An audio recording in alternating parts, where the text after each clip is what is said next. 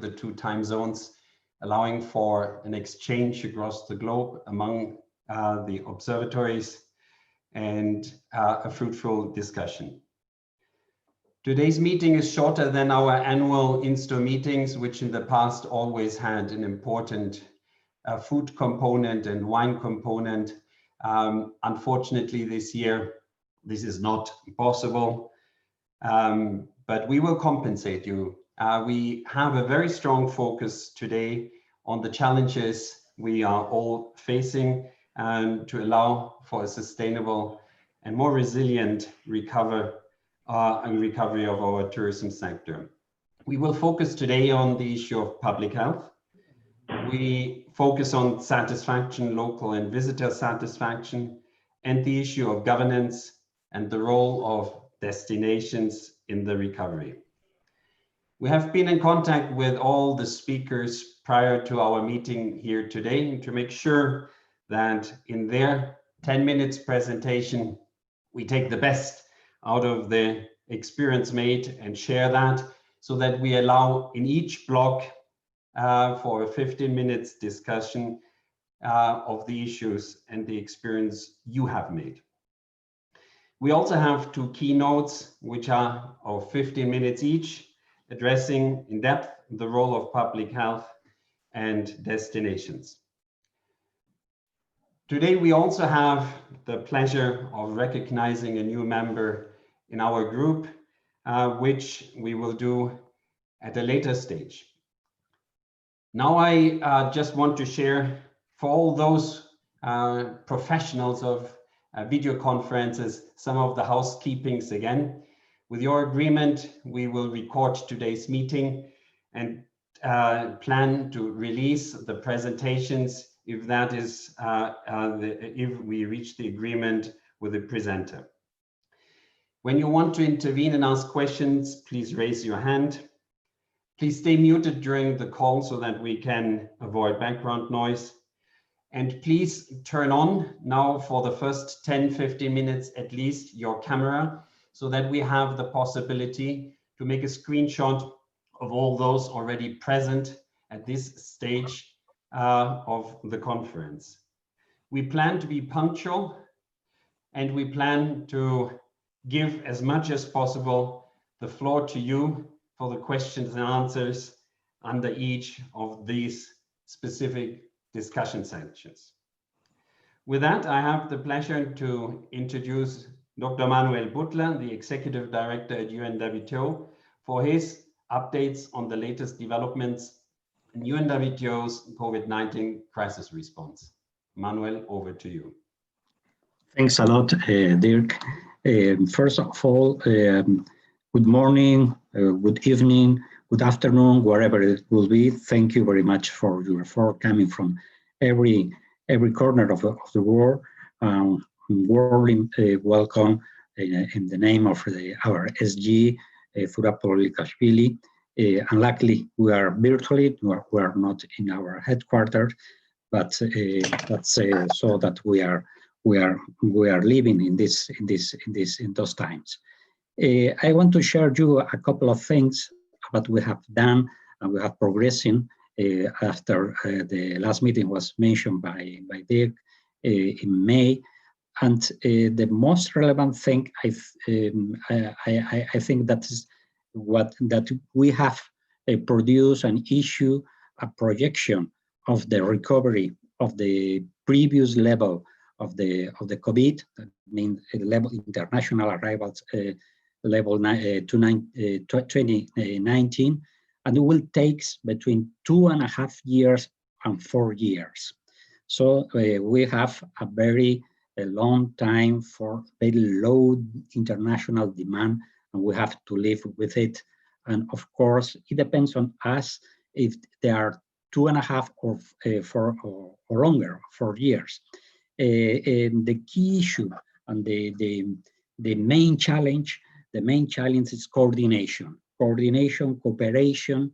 If we harmonize protocols, if we work shoulder to shoulder, everybody together, we can short and accelerate the sort of this crisis that is not a touristic crisis, it's a health crisis as we know. Working all together, I mean, not only public institutions, that's very important now, but of course, this coordination, this network logic should be paramount. And I think in this sense, the INSTO network is a very good example in this sense. And I think that INSTO network is doing a very good job. But I would like to have and to see a step forward to integrate and coordinate all the institutes. I know these teams is doing a great and brilliant effort in this sense. We have still, and we are joining forces with other UN agencies. We are sister agencies, the member states, private big association like IATA, AC, CLIA, and so forth. And we have invited as well the OECD in the Global Tourist Crisis Committee. It was started by OSG in the month of March, and we are working in this line of better coordination, in this line to find solutions and to showcase the solutions. And there's something that are moving in the international arena. But we know that sustainability is the key word, as was mentioned previously by Dirk. I think is completely perfect. This analyzing the local satisfaction, the health situation, not forgetting the most vulnerable groups. All this has to do with the social component of the sustainability, and the INSTO observatories, they can provide, and they are in a best position to monitor and to provide evidence base about this social component of the sustainability.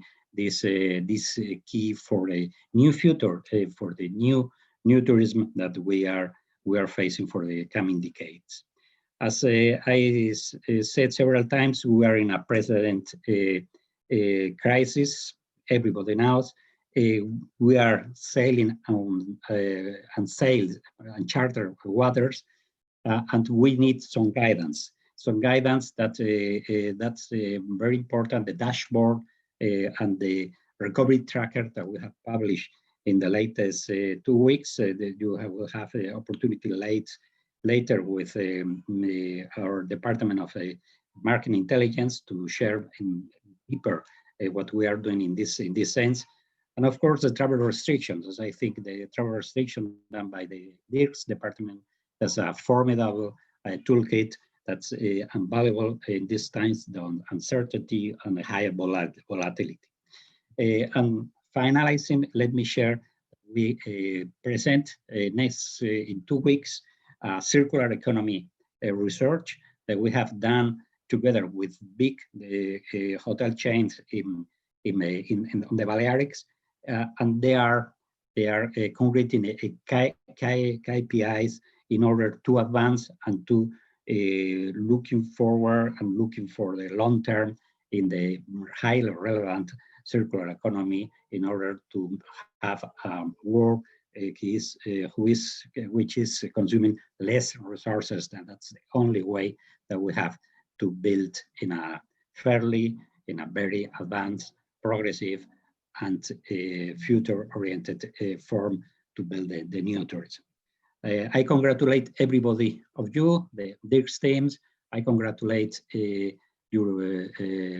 I thank you your effort to be here in one season, and thank you very much. I will be at the session. Then I think is highly interesting what the job that you are doing. Thank you very much.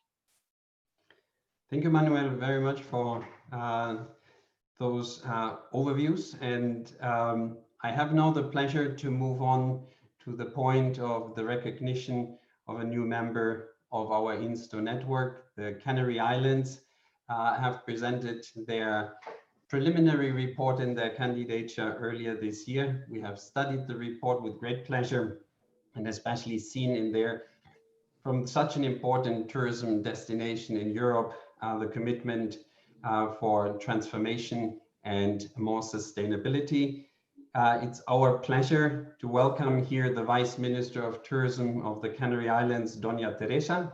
And then I invite you, Manuel, to hand over virtually the letter of recognition now, which will be a challenge. We never did that before, so no rehearsal could take, to Doña Teresa. Thank you so much, and good morning to all. My name is Teresa Veraste. I am Vice Minister of Tourism of Canary Islands. I'm so sorry.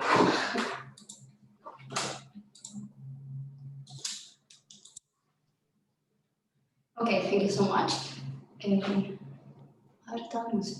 First of all, I would like to thank you for the opportunity given to me and to the Tourism Ministry of the Canary Islands to be here with all of you on this annual meeting of International Network of Sustainability Tourist Observatories of the United Nations World Tourism Organization.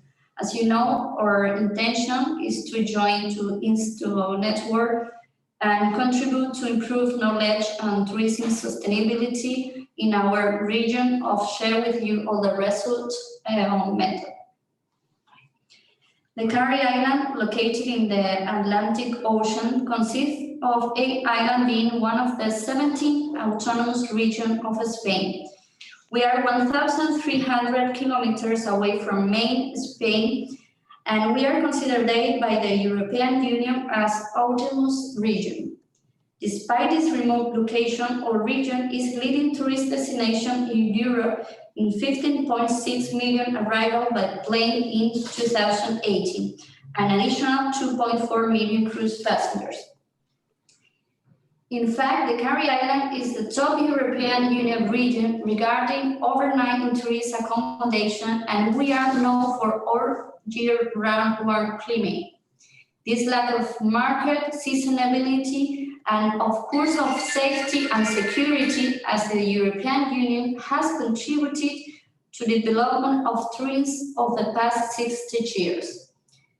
Let me provide you some information about the region as destination with data compiled before this pandemic situation.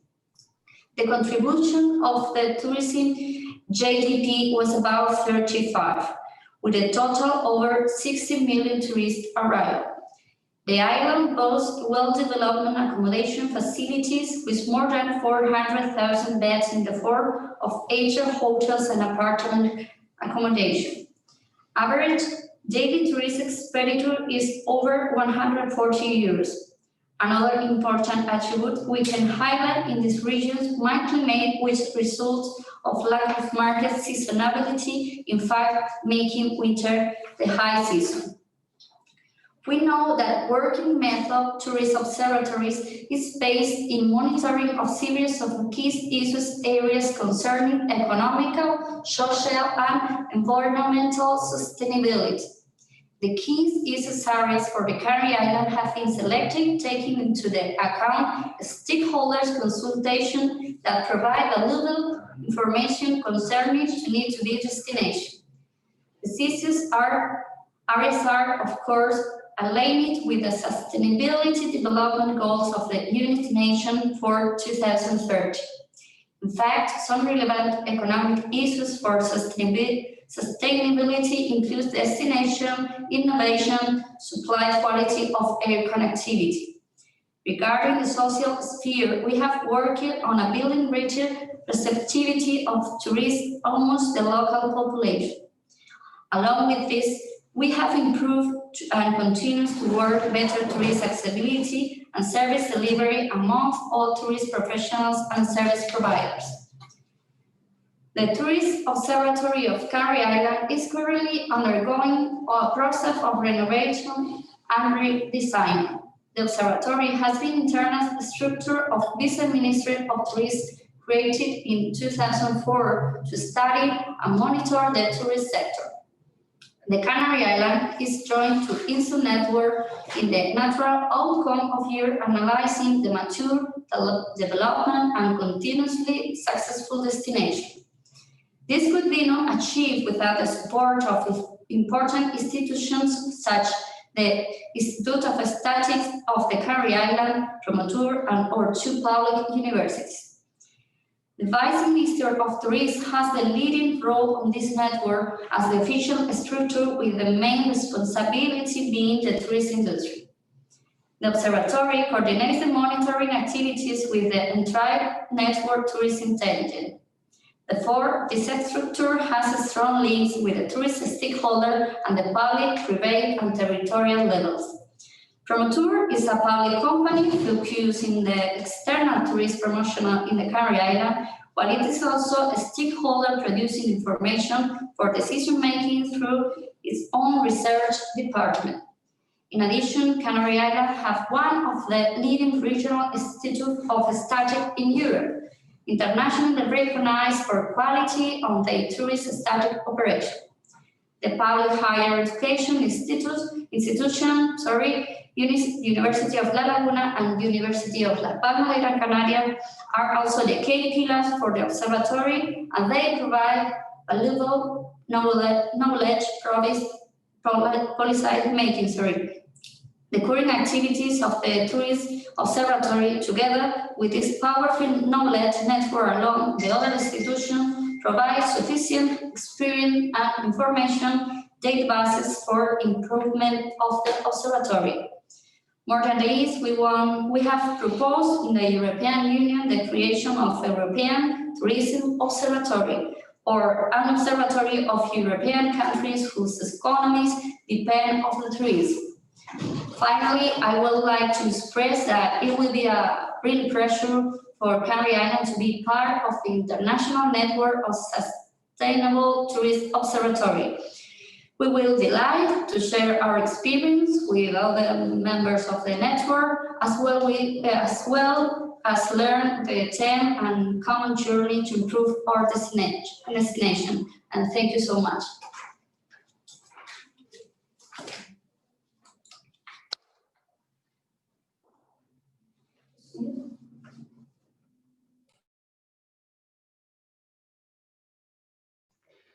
Excellency, thank you very much for this presentation of the observatory. Manuel, I don't know how you plan to do that, but let's show at least the letter of recognition in front of everybody.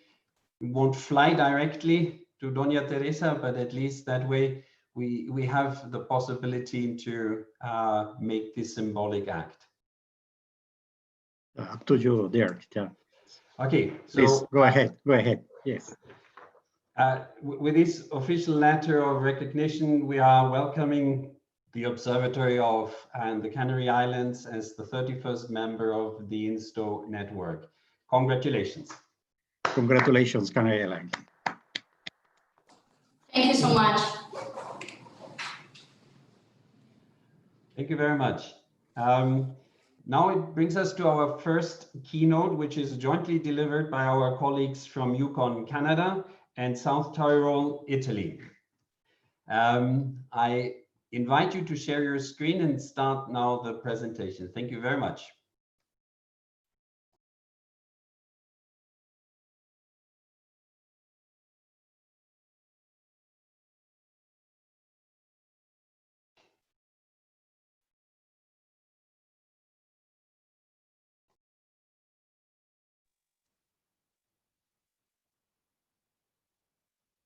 Okay, greetings everyone from the Yukon Territory, Canada, where it's very early in the morning. It's just after 5 a.m. My name is Lisa Christensen, and I'm a sustainable tourism research analyst with the Government of Yukon, one of our destination management organizations active in the Yukon Territory.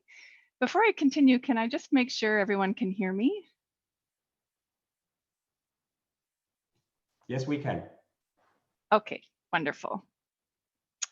So about 3 weeks ago, a conversation transpired between myself, one of my coworkers, Sarah Marsh, 2 colleagues from the Observatory of South Tyrol, Italy, and Dirk with INSTO. And together we spoke about how to approach measuring public health as an issue area, as I'm sure many of you have experienced the wish to begin monitoring this area within your observatories, given the situation we have now with the global pandemic. Our conversation led to an invitation by Dirk to share our approaches. And so thank you to Dirk for the invitation to do that. I'll begin today by talking about the Yukon's approach to measuring public health. This is very new for us. This experience is very much underway.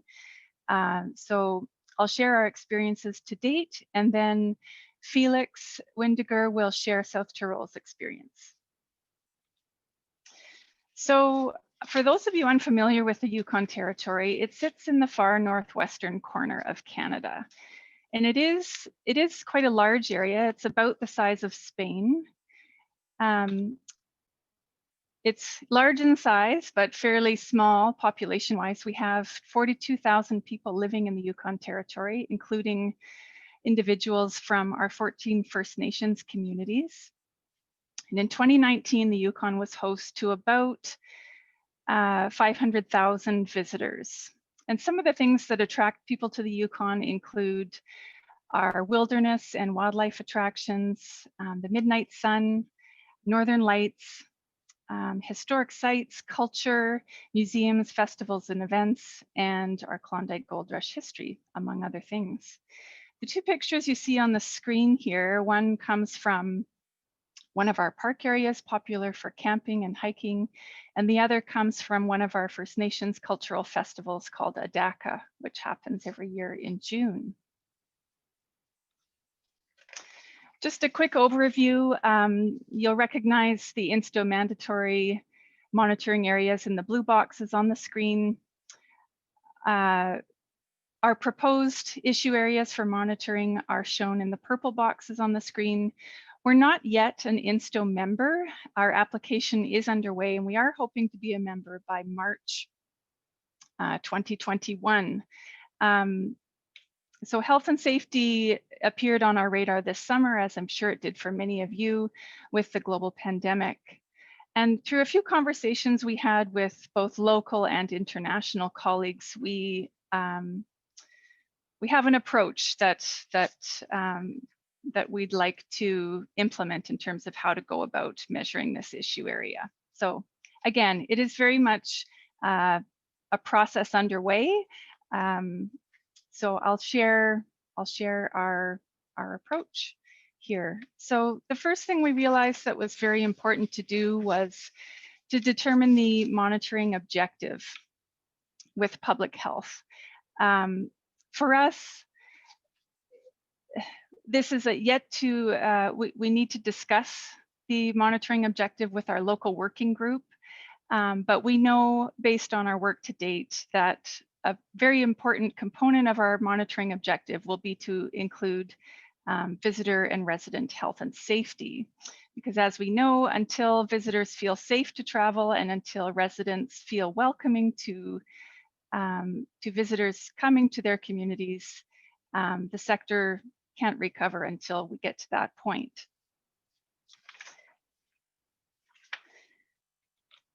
So the second thing we plan to do is to identify a range of possible indicators. We do have a few possibilities at the moment. One of the first places we looked to for generating this list was local actions, policy, and research. An indicator here I think many of you can relate to is the presence of both destination and operator level health and hygiene standards. Another consideration for us is the local travel climate. As we all know, resident sentiments toward visitors in many destinations is poor at the moment due to COVID-19. If we are knowledgeable about and can implement public health and safety measures that enhance resident sentiments towards visitors, we can help the sector recover. We also look to the Global Sustainable Tourism Council criteria for destinations. Sections A11 and B7 both contain indicators relevant to public health and safety. I've selected one to share with you on the screen here, which is that the needs of visitors and residents are identified and addressed in the delivery of security and health services. Carrying on down our list, the UNWTO recently produced 2 documents shown on the screen here that recommend lines of action for destinations to take to help facilitate responsible recovery of the sector. These actions are quite relevant for indicator development. One recommendation, for example, is for destinations to integrate epidemiological indicators in tourism. So, for example, the number of hospital beds available to both residents and visitors, the ability to contain and identify infectious diseases.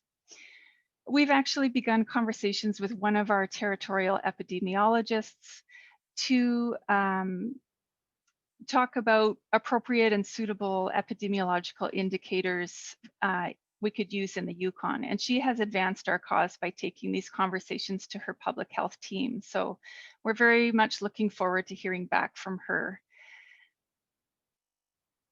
Another recommendation is for destinations to develop robust cleaning and sanitization procedures that encourage the adoption of reuse models.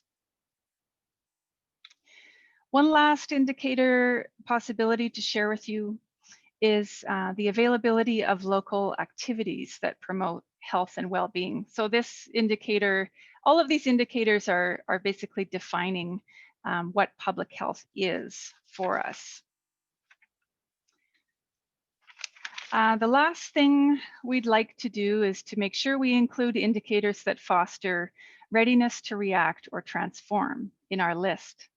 If we think about emergency responses in a destination, for example, not only do we need to have a plan in place, emergency responses must be actively practiced on a regular basis to ensure a swift and successful response when it counts. So now with these basic ideas around how to approach monitoring public health, we do plan to move these things forward. So this slide just shows you a summary of what we plan to do. So first on that list is determine the monitoring objective. As I mentioned earlier, this will be discussed with our local working group. For us, it will also be very important to include our communities and First Nations communities in these discussions so that we ensure our indicators reflect the variety of ways that public health is understood. We do already have a start on a list of possible indicators, but again, this will need further development once our monitoring objective is determined. Once we do have this list compiled, we plan to ask our colleagues and other observatories for feedback. So if any observatories have feedback on our approach as it is in its current state, I do invite you to contact us. We're very much open to your ideas and feedback. Following that, we will integrate the indicators into our framework for the Yukon, which will be part of our application that we submit in March. And so that is it for me. I will now turn it over to Felix to continue this presentation. And I will continue running the slides for you, Felix. Just let me know when to move to the next one, please. Awesome. Thank you, Lisa. My name is Felix Windecker. Yeah, next slide, please, Lisa. And I am part of the Sustainable Tourism Observatory of South Tyrol, which is in Italy. And for those of you who don't know South Tyrol, it is a small autonomous province in the heart of the Italian Alps. We are a highly touristic region. We have about 500,000 inhabitants, but more than 7 million tourist arrivals per year. And that's why the tourism sector accounts for quite a big share of total GDP. In 2017, it was 11%. We, as an observatory, have already produced 2 reports, but have so far not included public health as an issue area. And due to the huge impact, next slide, please, Lisa, that the COVID-19 pandemic had on Italy and also in South Tyrol and on the tourism sector in South Tyrol, we started to think about how we could potentially include health and public health as a topic in our report. And as you see in the graph at the top, If you look at the yellow curve, you can see that there was a first wave of COVID-19 infections between March and April. And now at the end of October, we are in the middle of a second wave. In terms of impacts on the tourism sector, if you look at the graph below, you can see that the first month had really a huge impact. The COVID-19, the virus had a huge impact.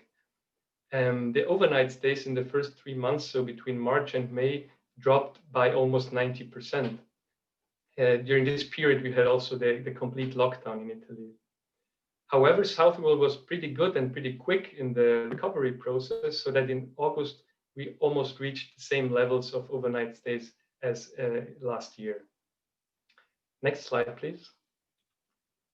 And between August and the beginning of October, we conducted 2 surveys on the impacts of COVID-19 on the tourism sector in South Tyrol, and one among guests and one among firms in the tourism sector, so hosts. And what I want to share with you are just a few answers to one of the questions, namely, did COVID-19 change the accommodation requirements of guests?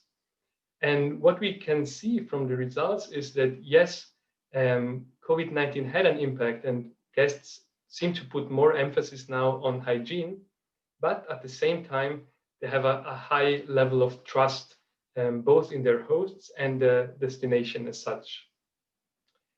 And now, after these first approaches to the topic of health, we wanted to go deeper and really start from the beginning, so from the theoretical foundations. Next slide, please, Lisa. That's why we asked the question, well, how can we conceptualize public health in relation to sustainability and to sustainable tourism? And we started from a very basic definition. The Institute of Medicine defined public health as, I quote here, what we as a society do collectively to assure the conditions in which people can be healthy. So this means that public health is about the conditions in which people can be healthy. And if we think about that, then it immediately becomes clear that the environment and nature plays a significant role here. Because nature provides certain services that directly affect our health and our well-being. And these services are often referred to as ecosystem services. And you might think of clean air, for instance, or drinking water, food, raw materials that we use. And in general, the healthier an environment is, the higher is the quality of these ecosystem services. So we have this direct link between environmental health on the one side and public health on the other side. Now, if we take a step back and come back to sustainable tourism and to the question, well, how can we create a healthy and sustainable destination? Then we might have learned from these considerations that thinking environmental health and public health together might be helpful in this endeavor, and that we should try to foster both of them, and in particular look at the interconnections between them. Next slide, please, Lisa. And the next question was then, well, how can we monitor public and environmental health? And in doing so, one can differentiate between different structures or levels, or dimensions. Namely, the first dimension is infrastructures, the second level of services, and the third one, the level of personal experiences. And yeah, when looking for suitable indicators, we can look into these different dimensions. And for instance, on the level of infrastructures, we have on the one hand, health and hygiene infrastructure, and on the other hand, the state of the natural environment. At the level of services, we can compare public health services with ecosystem services. And finally, on the level of experiences, we can compare perceived well-being of a person and the experienced recovery processes with aesthetic and recreational experiences in the natural environment. The COVID-19 crisis has shown us that many of these aspects are extremely important when it comes to the resilience of destinations. And because like a destination or a region with a high quality health and hygiene infrastructure and good public health service has a higher capacity to deal with external shocks like the COVID pandemic. And what is crucial here is the concept of readiness that Lisa already mentioned. So how well prepared or how ready is the destination to deal with unforeseen events? Or if we come back to the question of the questionnaire I briefly presented to you before, we could ask, how well is the public health system prepared to deal with changing expectations and demands from the side of the guests in COVID-19 times? Next slide, please, Lisa. And now I will come to my final slide and try to wrap things up. Well, the first thing that we have learned is that thinking public and environmental health together might be helpful to create healthier, more sustainable, and more resilient destinations. The second important lesson that we learned is that readiness is a critical concept in this context. And it is critical because it's decisive for the ability to react to unforeseen events. And so we also should pay attention to this aspect. And finally, what we as an observatory now need to do is to identify suitable indicators in order to be able to monitor public and environmental health. And we want to do that on these three levels or in these dimensions that I mentioned before. So infrastructures, services, and experiences. And last but not least, how are we going to do that? Well, we were going to first look at the kind of data that is already available and then try to complement the existing data with our own service. Well, that's it for now from our side. These are our contacts. Anna Skutari, we prepared this presentation together. She was also very involved in the process in the last weeks. Yeah, if you want to get in touch. And otherwise, thank you for your attention. Thank you, Lisa, for the collaboration, and back to you, Dirk. Thank you, Lisa. Thank you, Felix, very much for this presentation, which we chose to start our today's meeting with, because it's on the mindset of all of you, how to focus on public health. And our conversation, as Lisa mentioned at the beginning, identified here a structure, a process which is underway and hopefully is inspiring all the other observatories and allows them, especially right now, to build already on the experiences which both Felix and Lisa shared with us. I now move on to the presentations related to local satisfaction and visitor satisfaction. You remember from our last meeting that this was an area we know that there's a lot of concern. So we picked here four presentations or interventions from those observatories which had made progress in the field and have, in the context now of COVID, some stories to share. The first speaker I invite is Sarah Marsh, manager from Yukon, Canada, for her presentation of about 10 minutes. Sarah, please.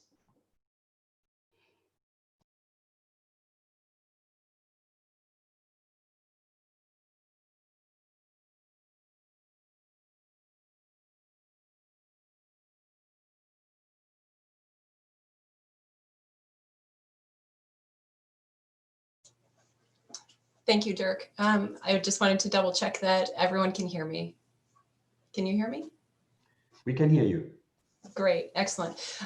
So today I am going to be telling you about two different resident sentiment surveys, one that we conducted here in the Yukon and one that is being currently conducted across Canada.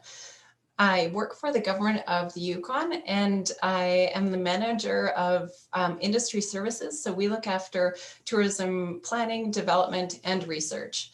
I also sit on the Research Advisory Committee for Destination Canada. So I will be sharing their work with you today. The first survey that I'll tell you about is from the Yukon Tourism Development Strategy. So the Yukon Tourism Development Strategy was established in 2018, and it had three main goals. We want to have a thriving tourism economy, sustainable tourism development, and resident support for tourism. To measure resident support for tourism, we decided to launch the first Yukon Residents' Perceptions of Tourism survey. This survey provides a strong baseline for the Department of Tourism and Culture to measure and monitor local satisfaction with tourism and perceptions of issues specific to the Yukon. The survey will actually be repeated every 2 years to monitor local perceptions of tourism and ensure that sustainable tourism growth aligns with Yukon's core values. The main question that we wanted to ask and get a sort of a baseline measure was whether residents feel that tourism is good for the Yukon overall. We had a target of having 80% of Yukoners perceive tourism as being good for the Yukon. And after our first survey, we determined that approximately 94% of Yukoners feel tourism is good for our destination.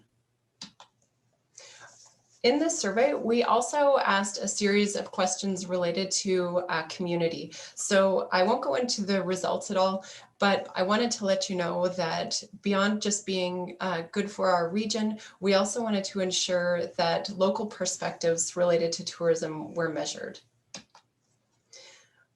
The results of the survey show that, that there are a lot of mixed views on tourism, and we dig deeper.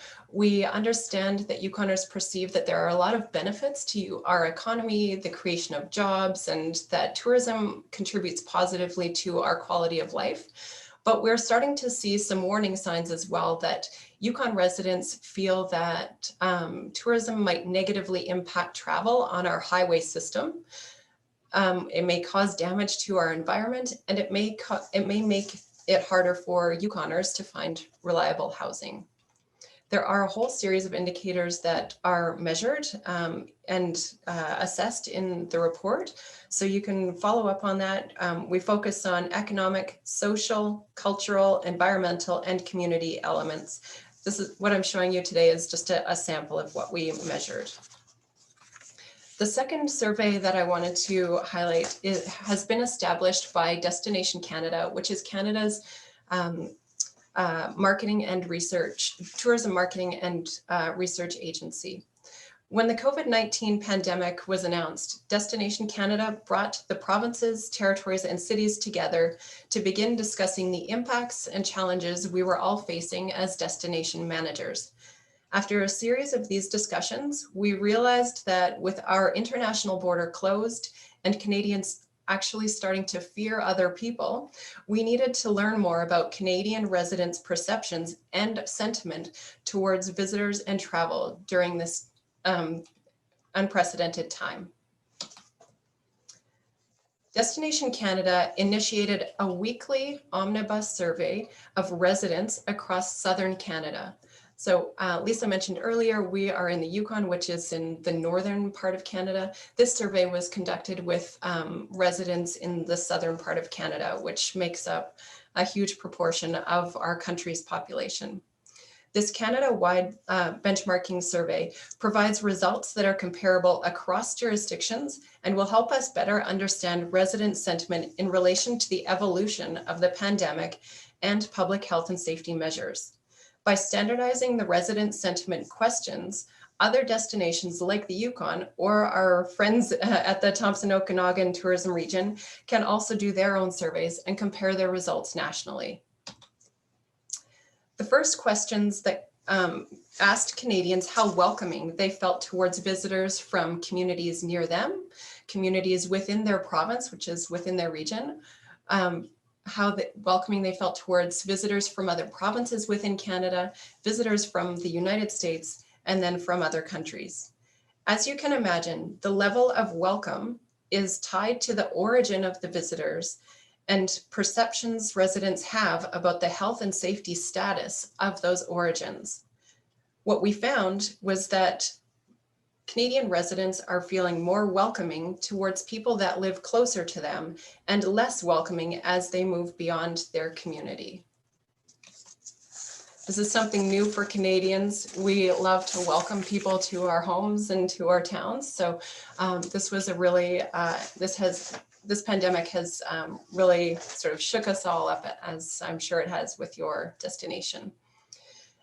As destination managers, we also wanted to know when residents were going to start feeling comfortable seeing campaigns promoting their community and their region. And we also wanted to know how comfortable they were if they saw advertisements targeting different audiences or other jurisdictions.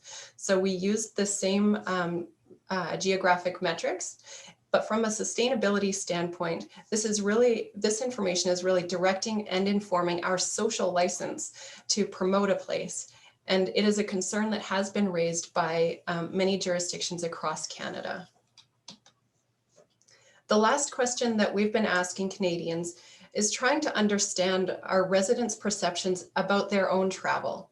Our borders are still closed to all Canadian, so all Canadian destinations, our destination and communities within our destination, as well as across Canada, are sort of vying for the same visitors and beginning their work towards recovery of the travel and tourism sector.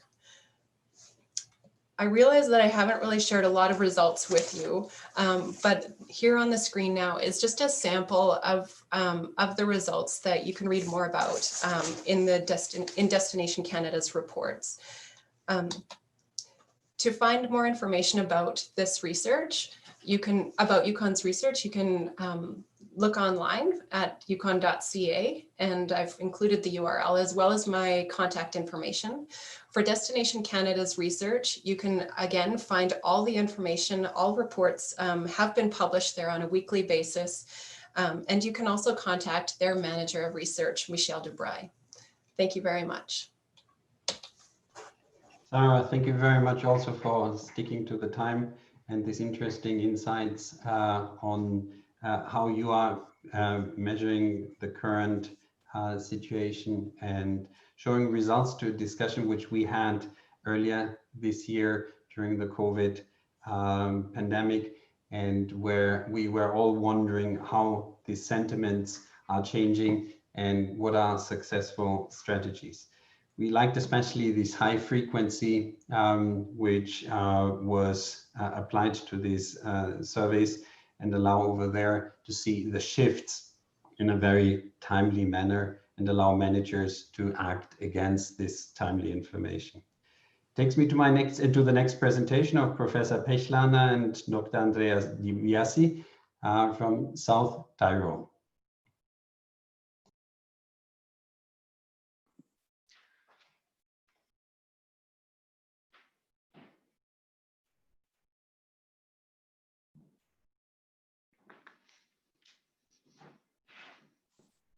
So, hello everyone.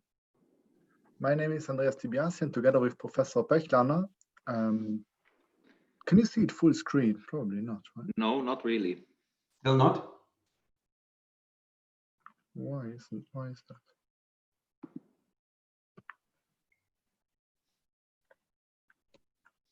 So now, together we are going to present you some findings and some study that we did of the effect of COVID-19 on tourism and various aspects of tourism, among others, tourism satisfaction. Can you see it now in the right way? Okay. Yes, we can. Okay, good. Now, so when the pandemic started, what we wanted to do is to examine the effect of tourism, of the pandemic of COVID-19 on tourism and on various aspects of tourism. So the first one was we wanted to know what happens to the firms themselves. So what happens to hotels and restaurants. The second one is we wanted to know how it affects guests themselves. So the satisfaction of guests, but also the behavior, the typology, the structure of the guests. And finally, something that we want to know, but we still haven't done it, is we want to know how the pandemic affects the perception of residents, the perception of tourism of residents. Now, what we brought you here are the results of two surveys that we conducted. The first survey that we conducted was done among members of the local hotel association. So this is HGV, and it comprises between 50 and 60% of all hotels and restaurants in the region. And this survey was done at the beginning of August. And we asked hotels and restaurants about several aspects. So first of all, we wanted to know their economic variables, but also how they adapted to the crisis. So what they did, how they changed the processes. And finally, we also wanted to know them how they perceive the change of the guests. So does the host actually feel that guests changed, that the routine of guests changed? And the second survey that I brought you here is a survey that we conducted between August 10th and October 4th. It's a representative survey about the first guests arriving in South Tyrol, so in the destination, after the lockdown. And here we were really sending out interviewers to the hotels to interview the guests about their behavior, about their feelings. So the presentation is structured as follows. So I will start with presenting you how the firms reacted, and then Professor Pechlaner will go on and focus more about more on the guests. Okay, so how did firms respond to COVID-19? So I skip all the economic part and I focus really on the businesses and how they adapted routines and things. And one finding that really struck us is how quickly and how efficiently firms actually adjusted to the new situation. So as you can see here, for instance, almost 70% of the firms adjusted their cancellation policies. So this is, of course, somehow policy induced, but you see also that other aspects changed as well. So, for instance, 30% intensified their marketing efforts. So they more actively try to promote their products and services that they sell. They switched towards direct bookings. And one thing that is very interesting is that 40% of hotels and restaurants told us that they actively contacted regular guests. So if you take a closer look to this question, what we see, what we see is that the marketing efforts were primarily done by hotels. So here you see the results split by industry. So first one is hotels, second one is restaurants, third one is mixed, and the last one is total. And you see that the increase in marketing activity was mostly done by hotels, and also the context of regular guests. So if we split up this context of regular guests into the star categories, what we see is that the more stars, the more stars a hotel has, the more they actively contacted regular guests. And this is something that actually pays off, as you will see later on. The more stars they have, or the more effort they put in actually getting in contact with regular guests, the more regular guests they got after the lockdown. So besides the measures they took, we also asked them how they changed the processes. And also here we saw that many hotels changed their processes. So for instance, they changed the buffet, the table service, the service at the bar. But for instance, they also changed the way they provide entertainment to their guests in the common areas. One thing that changed the most was the welcoming of guests and the check-in and the check-out routine, and to a lesser extent also the organized leisure activities or guided tours changed. Now, one thing that I also want to point out before handing over to Harald is how COVID changed the cooperation a bit of hotels with other hotels and the tourism association. And what you see here is what we find is that if at all, the cooperation between hotels decreased, whereas the cooperation with the tourism association increased. Okay, I think that would be already all from my side. I'm now handing over to Harald, and he will tell you more about the effects on the guests themselves. Yeah, thank you, Andreas. Let me come to host-guest relations and the question related to type of guests. And what you can see on this slide is that more or less single guests and families remain stable. Meanwhile, the groups strongly decreased.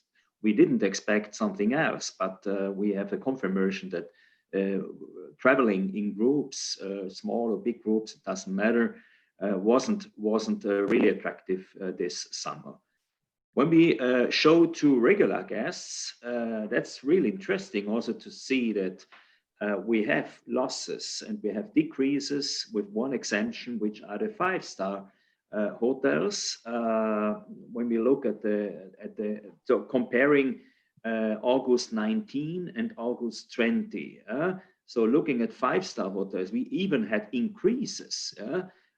Meanwhile, in all the other categories, we had decreasing numbers in confront to the last year. This is interesting, and you remember that Andreas before was talking about this care of guests.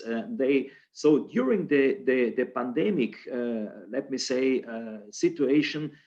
During the lockdown, all these hotels, especially 5-star hotels, they increased tremendously their contacts, direct contacts to their regular guests. So having regular guests, being with regular guests in this year definitely was a success factor. Looking at the ease of travel, did COVID-19 influence the easiness of travel? What you can see is that, again, looking at 5-star hotels, you can see that they were in a much more stable situation. Meanwhile, in other sectors, 2, 3, and 4 stars, we had a decrease of the easiness of travel, almost from the firm's point of view. And when we go to the next slide, looking at host-guest relations, you know, we are talking about service quality, networking quality, but we were interested to know a bit more about this, what we call relational quality, which is a bit more value-based relation between host and guest. And you can see that the direct relationship to the host was interpreted as very, very important. Looking at host-guest relations in a more detailed way, did COVID-19 have an effect on this host-guest relationship was the question. And what you can see is that from a firm's point of view, you see guests keep greater distance to staff, or guests keep greater distance to other guests. This was even higher. Yeah? So you keep more distance to other guests than to the staff. But nevertheless, keep distance was an important aspect in the context of host-guest relationships. And when we move to the survey, but from the guest's point of view, well, we have at the end of the day the same situation, with the exception that you can see I value the heartedness of my host more than before. Yeah? So strongly agree and slightly agree. And I value my host's individual attention for me more than before. Definitely, these are crucial aspects when we look at the host-guest relationship in the context of COVID-19 pandemic crisis. Moving to the guest's behavior, did COVID-19 influence the behavior of guests? Also something which we, in a way, could expect. Outdoor activities became very important. The use of bicycle became important. Meanwhile, activities in the hotel or in other infrastructures decreased, obviously, also. And the same when we look at the guests, from the guest point of view, the same story: hiking, climbing, cycling, mountain biking, buying local products were important elements. Meanwhile, go down to the left side: entertainment, cultural events, religious activities, sports events, obviously were less important or strongly decreased. So also something which we expected, but now we have also confirmation that remain in big spaces, openness in the nature, open sky activities were much more important than in-house activities in the hotels and resorts. And so coming to an end, we can say that firms show a high resilience. They increase their adaptability and the proactive behavior also in confront to guests. Firms quickly adjusted internal processes to new situation, but this is not only for our region, obviously, this is for all other regions too. And looking at guests, they changed the behavior because of COVID-19, switched from public transportation towards private cars and bicycles. The guests keep greater distance to other guests, and the other way around, more outdoor activities and less entertainment or cultural activities, especially in-house activities. In all, we can say that host-guest relationships unaffected by COVID-19, so there were not so tremendous, let me say, changes. We have, in other words, we could say, based on the social distancing, we can say hospitality distancing is important, but nevertheless, the value-based relationship between hosts and guests remain a competitive factor. And the more in the past, the entrepreneurs made care or treated in a good way their host activities, their hosts, the better it was during the crisis. This is, I guess, not only for the hotel sector, but obviously also for many other activities. So thank you very much. Andy and me say thank you. And if there are any questions, so back to Dirk. All right, Andreas, thank you very much for this presentation and the insights you gathered over there. For sure, very interesting for the other observatories to see whether these were questions they also have asked, or these are questions they will ask in their next surveys. I saw the chat room being actively used. Have a look at if you haven't done so far, and then prepare your questions for the Q&A, which you will start after Alba and Federico. Alba Justicia, the director of the Barcelona Tourism Observatory from Spain, the floor is yours.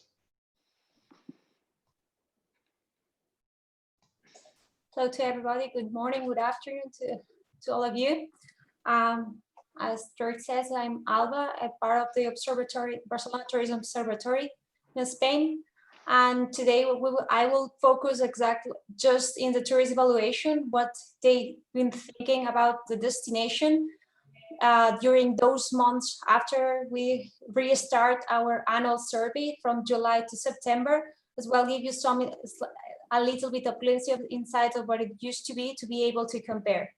So let me just start. I do think it's important to understand that for us, Barcelona destination, it comprehends of the region of the province, which is the region and the city. So it's not just the cities, all the surroundings, and integrates a large amount of, from the coast to the Pyrenees, of an area of Catalonia. This survey that I will focus today, it's an annual survey. It's conducted since 1989. So we have quite a long over 30 years on this survey. So to be able to compare, which normally it's quite stable, there's not huge differences within each year. And you have to take quite a lot of years ago to be able to have a glimpse of what it has changed.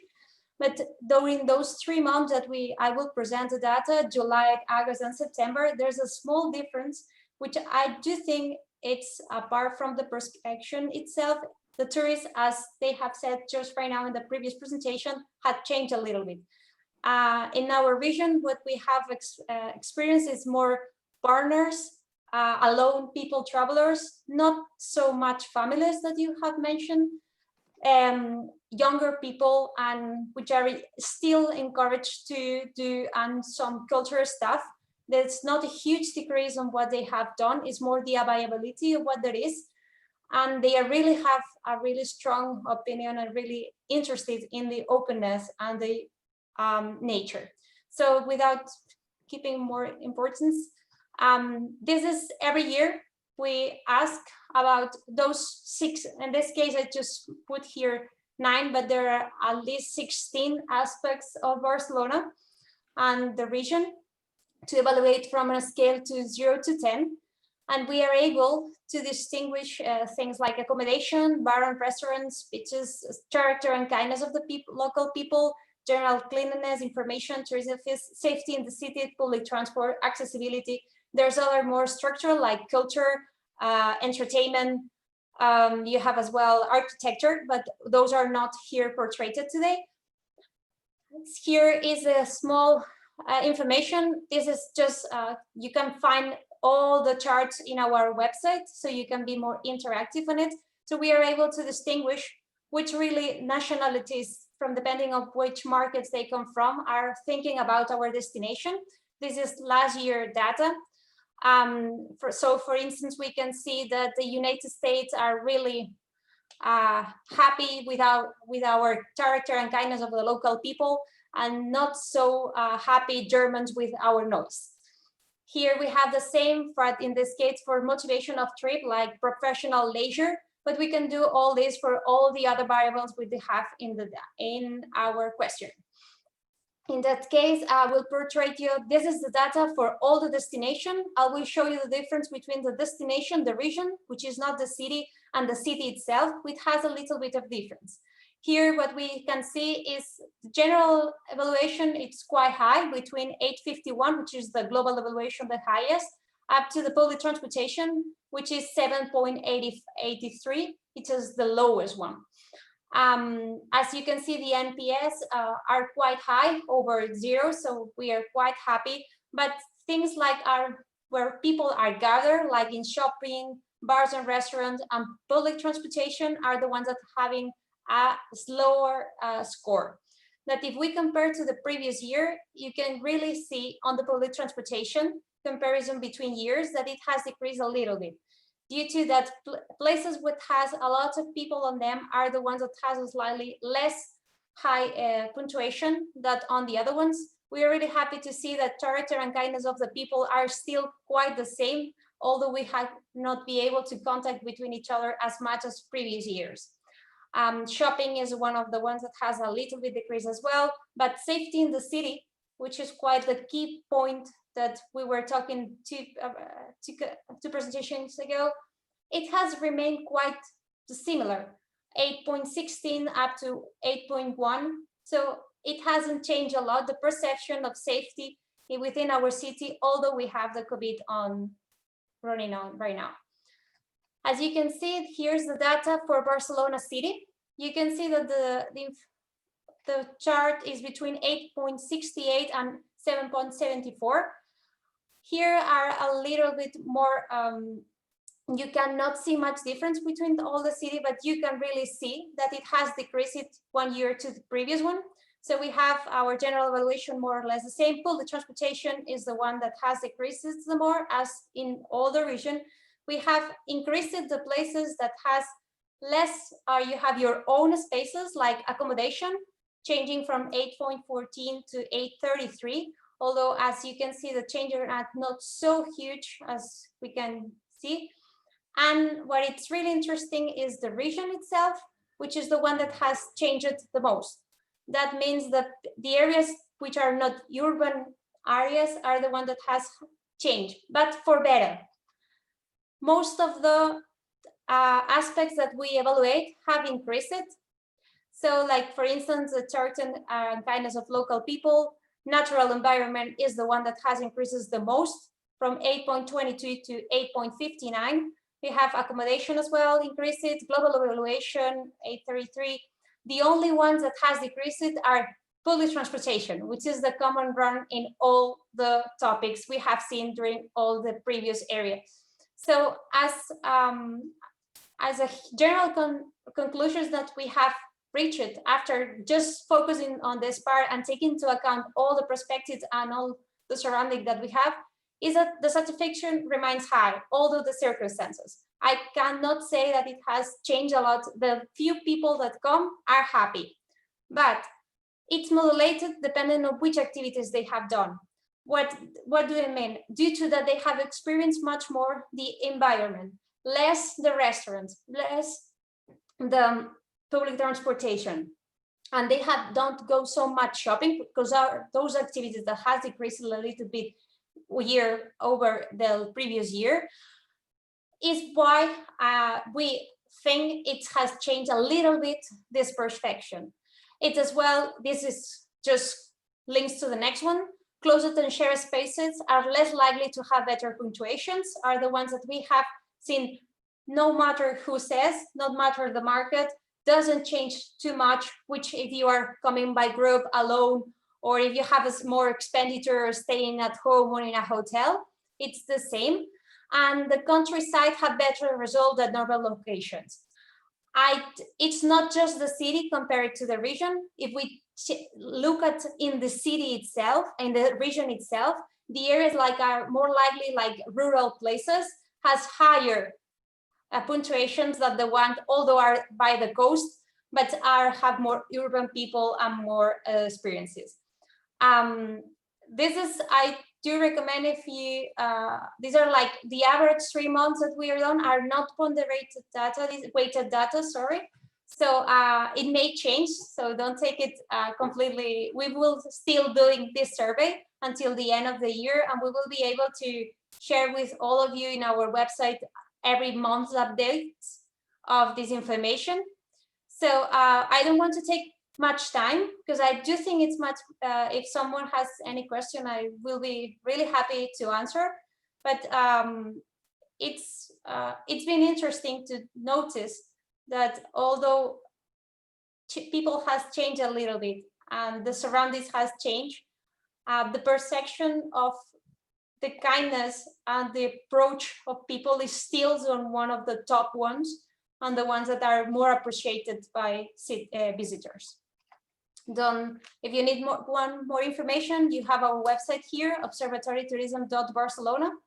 Most of the reports are in Catalan, English, and Spanish. So I do think it's open to everybody, but if you have any questions, don't hesitate to ask to us. Thank you. Alba, thank you very much also for this presentation and reminding us of the long tradition of these surveys you are conducting. The insights are very interesting.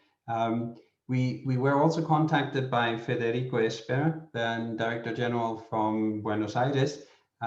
He wanted to share the latest insights from Buenos Aires. So Federico, if you are ready, I'm handing over to you. Okay, thank you very much, Dirk. Hello to everyone. I would like to share with you just for 5 minutes our new dashboard on visitor satisfaction in the city of Buenos Aires. Please let me know if you are watching this okay. My full screen. We can see it. Yeah, I would like to share with you we created this new dashboard on visitor satisfaction in the city of Buenos Aires with a big data approach for sustainable tourism. As you may see, we based the information taken from available data in public digital platforms. We analyzed almost 300,000 online reviews in the last 10 years. So the tourists that came to Buenos Aires, they rated different attractions as excellent, very good, average, or poor.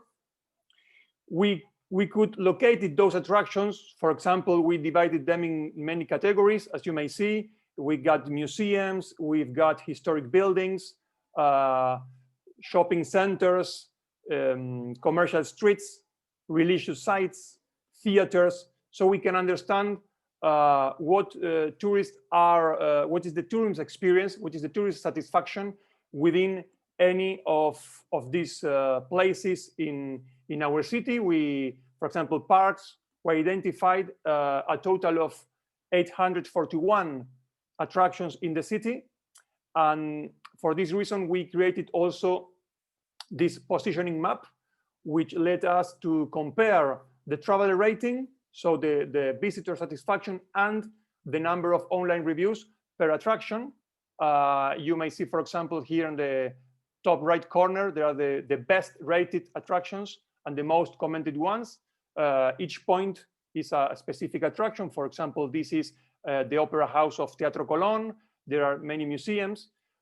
So in one hand, we have an opportunity for promotion, those best rated attractions, but also we have here on the left, we have a large number of attractions, of museums that are much less commented, but highly rated. So for us, opportunity to promote new products, new services in less crowded areas, giving opportunity for residents living in those areas, in those neighborhoods of Buenos Aires, to create new products, to improve their quality of lives, based on these online reviews by visitors.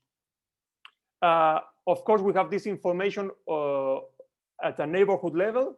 Buenos Aires has 48 neighborhoods. So, for example, we can look in a specific neighborhood, for example, Palermo, and we can identify the top attractions by tourism satisfaction. In this case, for example, is Palermo Park, Museum of Fine Arts, Latin American museums, or the Japanese Garden, which are top attractions and with a highly rated and very good service from the perception of the tourist.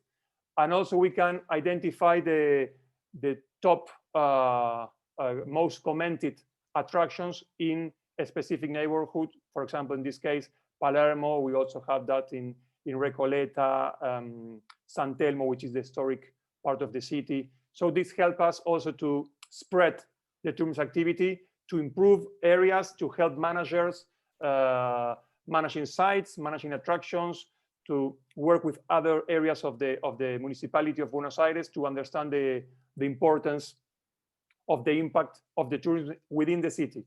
And each of those 841 attractions, we can look specifically. For example, this is Abasto Shopping, which is an important shopping mall, and we can understand what is the evaluation by the tourists. For example, this has 3.8 out of 5. We can understand if that tourist made that online review, if they travel by couple, with friends, with family. So this is a huge information that will soon be public in our tourism intelligence system in Buenos Aires. And for us, it's a very helpful tool. And finally, this is the last part of the dashboard. We can click in any point, and it says what are the 5 closest points to that attraction. So with this tool, we can create walking tours, specifically in these COVID times where not public transportation is stimulated. So we can understand on the one hand, the concentration of attractions and how is the opinion and the evaluation of tourists. And on the other hand, as you may see, those empty places in the city to promote new areas and to promote new opportunities for income and for jobs for those residents living there in our city. So this was a quick look for this dashboard. Of course, I'm open to any question, and thank you again for the opportunity, Dirk, and all INSTO members. Federico, thank you very much. It's now time to ask questions. The first hand raised by Sergio. Sergio, please, the floor is yours. Oh, hello, everyone. Congrats, Federico. I think it was a very insightful presentation. I have one question, which are the platforms that you use for gathering the online reviews, and how do you do it? Is web scraping or something like that? Yes, we took it from TripAdvisor. It was web scraping, yes. It was also almost, as I said, 300,000 online reviews in the last 10 years, from 2011 to last month. Okay, great. Thank you. Are there more questions? Please then raise your hand so that I can give you the floor.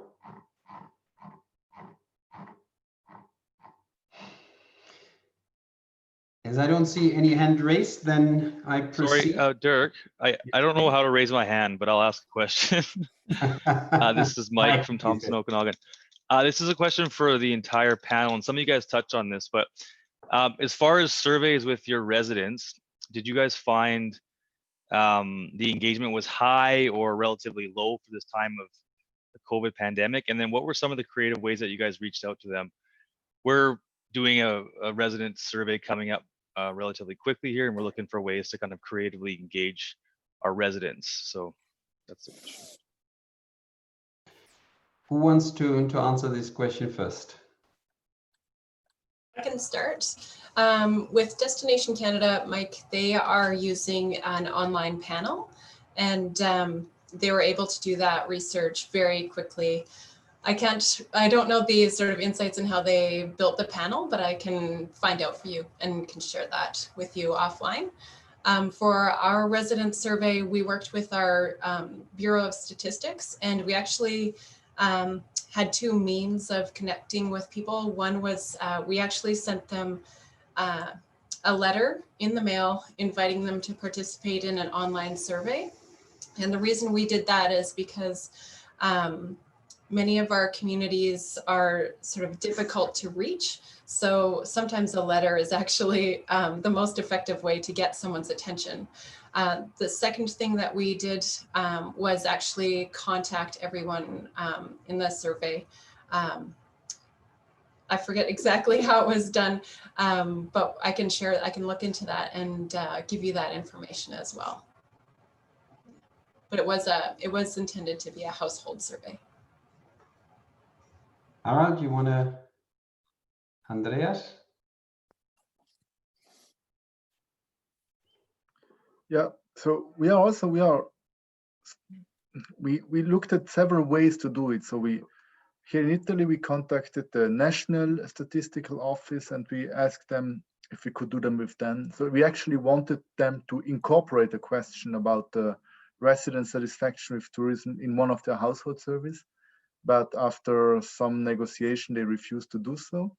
Now we are talking to the local statistical office, and they are more willing to do so, but they are not really in the position to decide it. So they have to follow some kind of statistical program that they can that they have to follow. And now we are thinking of doing it ourselves. And when we will do it ourselves, we will actually we plan to do a phone survey. So to work with our partner and to basically call households and ask the question. But I saw that there's a very active discussion in chat about what we should ask and how to do such a resident survey. And we would also really appreciate if there would be some kind of standard that we could agree on and maybe have some questions that others ask as well, so that we can compare our results to other destinations. Elva? Hi. Although I haven't presented today the local satisfaction survey, normally we do it face-to-face and at home. So that's why this year it's on a standby and it's on and off right now. It's been quite a lot of years that we've done it, the survey for local satisfaction, because it's an issue that it really matters to Barcelona. And it hasn't been a problem to engage, but I do think it's a thing that we are really likely to give our opinion. So once you are faced to the person, it's harder to say no. That's the issue. So right now, actually, our problem is that we cannot conduct as always. So we are readjusting our methodology to be able, and we are rethinking to do it by phone or by panel. So we are taking into consideration both options, but it's hard to make this change of methodology, changing our, because we started in 2007. So it's quite a huge break on the survey. So Alba, when you say face-to-face, do you actually have people go out into the community and just stop somebody? Ring the bell and say hello. Oh. I'm Okay. from the city. Could you Nice. please answer us a couple of questions? Or sometimes they are located because we are trying we are trying to have representativity of each neighborhood. So it's 48 neighborhoods in the city. So we are specially located people in each corner, and we are trying to as well categorize where all the so it's quite pre-recorded and say, okay, it's this person we need, is this other by the characteristics, and this is not, we have a second option. We do it with the municipality. In this case for Barcelona City. So we are, well, the observatory is part of one of our colleagues is the municipality. So I do think that's why it's easier, but sometimes it's less harder to say no. Alba, thank you very much for the explanation. And as everybody can look at the chat room, there are additional hyperlinks to surveys shared. That takes me now to our second keynote, destinations in the front line of response and recovery, boosting the capacity of local actors. Sergio, the floor is yours. Thank you, Dirk. I don't know if you can see my presentation. Well, thank you for, first of all, thank you for inviting me. And we had a bit of a chat before this session, and Dirk wanted me to reflect a little bit on how do I see the evolving role of destination management. And I believe we are living challenging times, and I personally see that there are challenges also to destination management, which in the end of the day will be the role of observatories and the teams from research. So when I look at this, well, these are two, I would say, known, but are two of my closest friends in the last 8 months, which is basically look every day for the data from World Health Organization, so to understand where how this is evolving in terms of pandemics, and also looking at demand internationally. And here's the data from the dashboard of UNWTO. So basically, this is being our role, and we see we see COVID-19 as an accelerator of change, in change of a lot of things within our industry. First of all, 10 months ago, we were discussing this, and we were getting this, and this was basically I would say, two of the most important topics that we've been addressing in tourism policies and at destination management. How do we continue to grow, but grow better, and balance the relationship with locals and with the residents?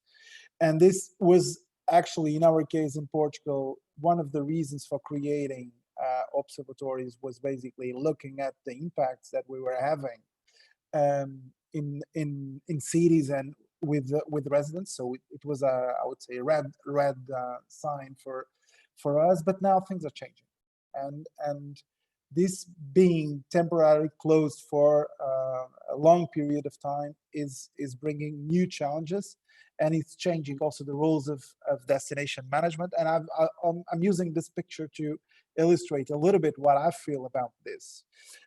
This is Times Square, empty, with no businesses, and with people left behind in the middle of it.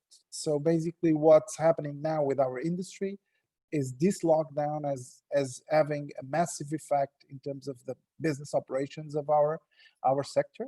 And we're talking about seriously being at risk of survival in terms of several of our branches of activities within our sector. A lot of people also being affected at jobs level and that, and with all this transformation that is going on. So it's something that specifically we believe that at national level, but also at local level, this will be the next 2 to 3 years in some cases. So perhaps our angle of work will evolve also. Also, this was a time of change in terms of adding new sources of data and new worries about us in terms of the work that we do. all the sector, or I would say a large number of companies of the sector move to digital, using digital menus and information, but also using chatbots, but also, and on the right side, you see an app that we use this year for our beaches, where you can monitor daily, not also the temperature or the quality of the water, but at the same time, the level of congestion that the beach had. So for us to be, I would say, safe in terms of dealing. So digital will bring a new sort of data that we have to deal with at destination management. And from my point of view, this changed completely. Destinations will be less and less destination marketing organizations, and we'll finally move into one thing that we've always, and I remember to have written publications from UNWTO regarding destination management. I also found that concept very interesting, but less developed and implemented at destination level. Now it's needed. I would say the only way of getting out of this is to rebuild, because we moved basically from certain and defined KPIs for ages. We've been looking at, and congrats to all the guys that presented previously, we've been looking a lot on satisfaction, first on visitors, but now also on residents. We've been monitoring growth of demand and their impact, but growth, this is a scenery. We've been looking a lot in pushing for marketing activities. So how do I promote better? How do I engage better? How do I add new attractions to my system? A lot also focused on generating revenues for the sector and measuring those impacts and spending and so on. And also a lot of focus on the offer that we have in place and we want to develop. From my point of view, what COVID-19 will bring to our destination management is four more angles. The first one is, for the first time, I would say, since I remember, that's my point, we're talking about business recovery, because in some traditional destinations, we can get to minus 80% this year. In normal, we can get 50 to 60% minus than this year. So the work that we have to put on the table is working on business recovery. And by business recovery is not thinking only on hoteliers, but think about all value chain. The second point is helping destinations and their companies to move towards sustainability. So having sustainability as their core element for long-term strategy, but dealing also with short-term challenges, which are safety and a lot of worries that in protocols that we have to put in place. Third point is measure the effectiveness of investment policies that we have putting in place, both at national and regional level. So a lot of money will enter into the destinations, and we need to understand and we need to monitor the impact of those investments.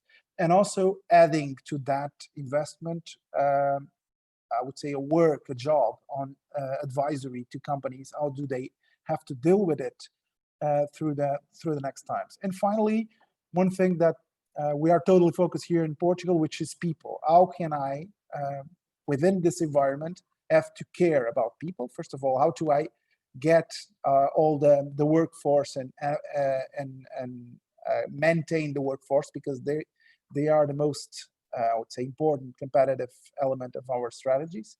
But also at the same time, how do I help within this period where digital transformation was accelerated? How do I help these people to maintain their relevance in the future industry where digital will come in the future? Well, what's the implications for areas of research and knowledge like we are talking about here? Well, I would say our basic role doesn't change. It's providing the right data at the right time to the right people so they can make the right decisions. This is, I would say, something that I always remind my team. What changes is basically the right data. Because what companies and what destinations, what politicians are needing today is a completely different kind of data that it used to be. So basically what we are trying to do, and we are learning, this is a learning process in Portugal, we are monitoring every day business recovery, and by business recovery for a destination like Portugal, air capacity is tremendously important. So basically we are monitoring how searches evolve, and just give you an overview of this searches. This is searches from the UK to Portugal. And this was the date where travel corridor was green, became green. So travel searches grew significantly. And this is when the travel corridor was locked down. So there is a direct effect between what's happening within the political area and what's happening within the industry. And another thing that we are also monitoring is changes in terms of spending within the destination. And here we are monitoring completely all the municipalities in Portugal. And for example, one thing that we personally found was the interior part of the country and the less developed regions didn't have a breakdown in terms of didn't have a break in terms of spending regarding 2019, because all the people was demanding for those kind of experiences. The second point that we are working on, first of all, on sustainability, two things.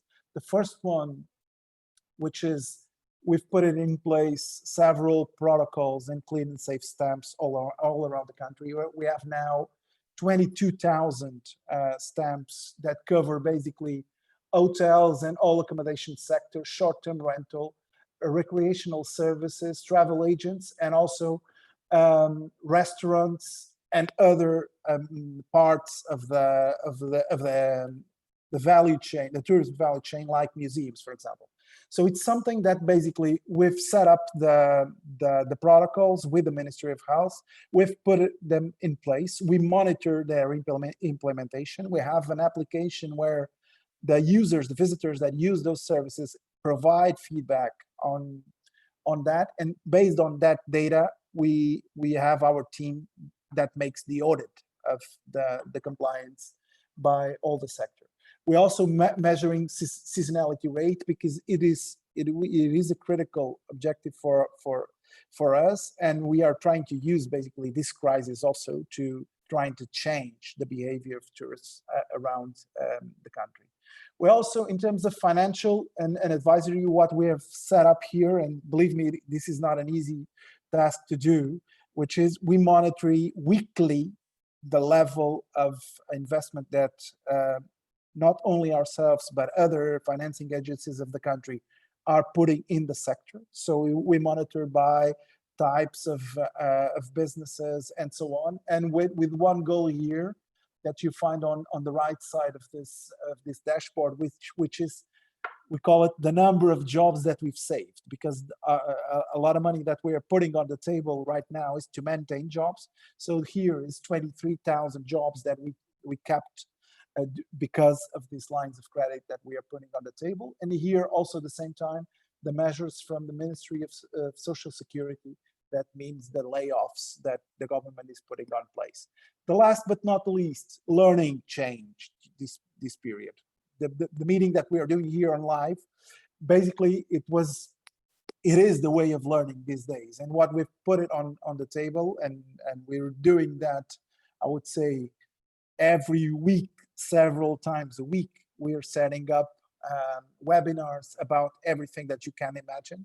And you can get easily 2,000 people, 3,000 people attending each webinar on how's the situation in the sector, what are the digital skills that people should learn, what's the situation in each one of the markets, connecting with our antennas in the market. So how do I manage online reputation? So thousands of tools that we've put it on the table. And what I believe, and this is to end my presentation, is these changes after COVID is over, we are not going back to 8 years before, to 8 months before. So all these things are things that the sector is used to, and the sector will continue to demand. So basically this will mean, I would say, for research teams and for decision-making support teams, a change of the role that they deliver. Okay, so thank you very much. Happy to discuss it. Thank you. Thank you very much for this good presentation. Always these practical and forward-looking perspectives you are having when it comes to the use of evidence, the development of the right data, and the use under the current circumstances.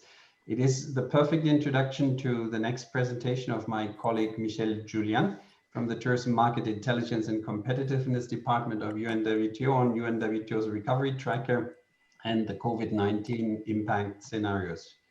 Michel, the floor is yours. Thank you very much, Dirk. Do you hear me well and see me well? Yes, we do. Excellent. Thank you very much for the opportunity. It's always a pleasure, but at the same time, a challenge to speak after Sergio Guerreiro, considering the extraordinary work carried out by Turismo de Portugal.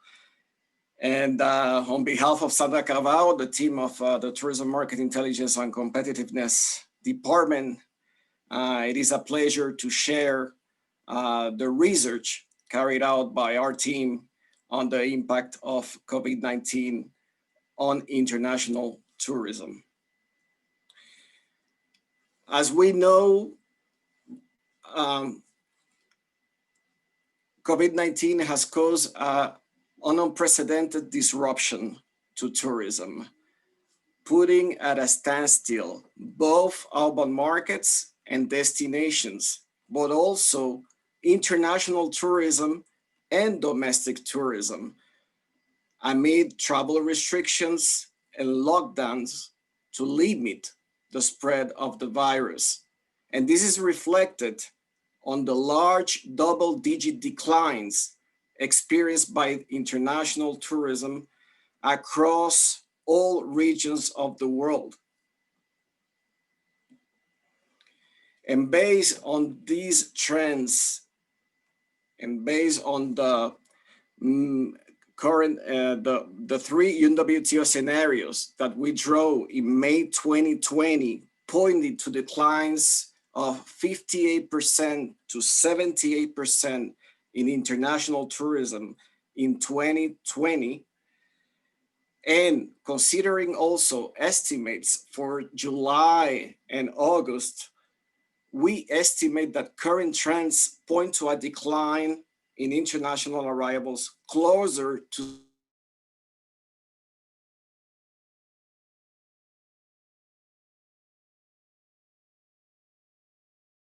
Michel, we lost you.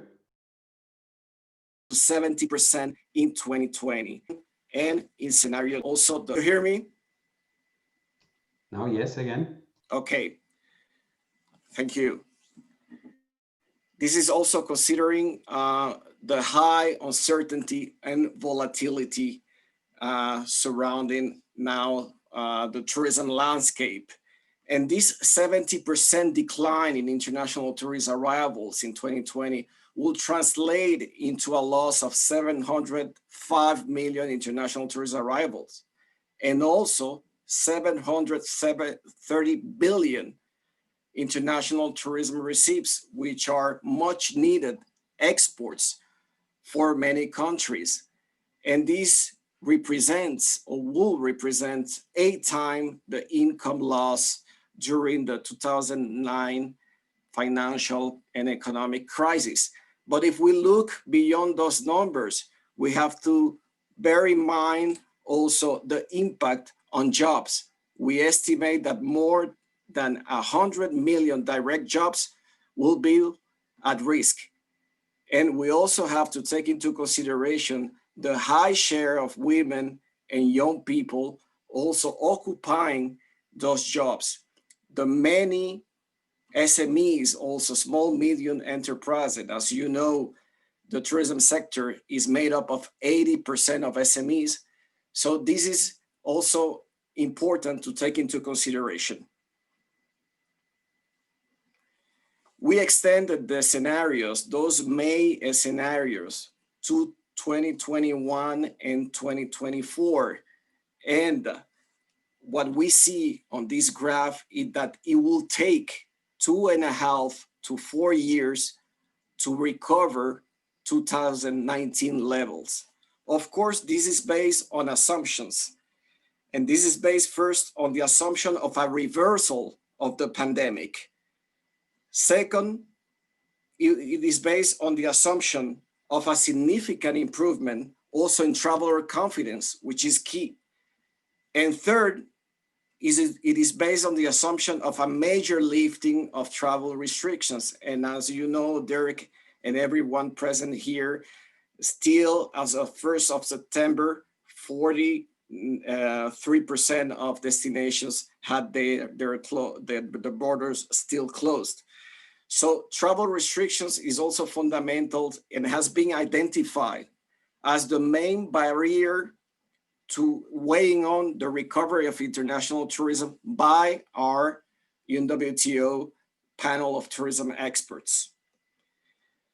But this also brings opportunities in the sense of thinking about adaptation, about boosting domestic also tourism, about developing those nature-based products, and also about investing in data.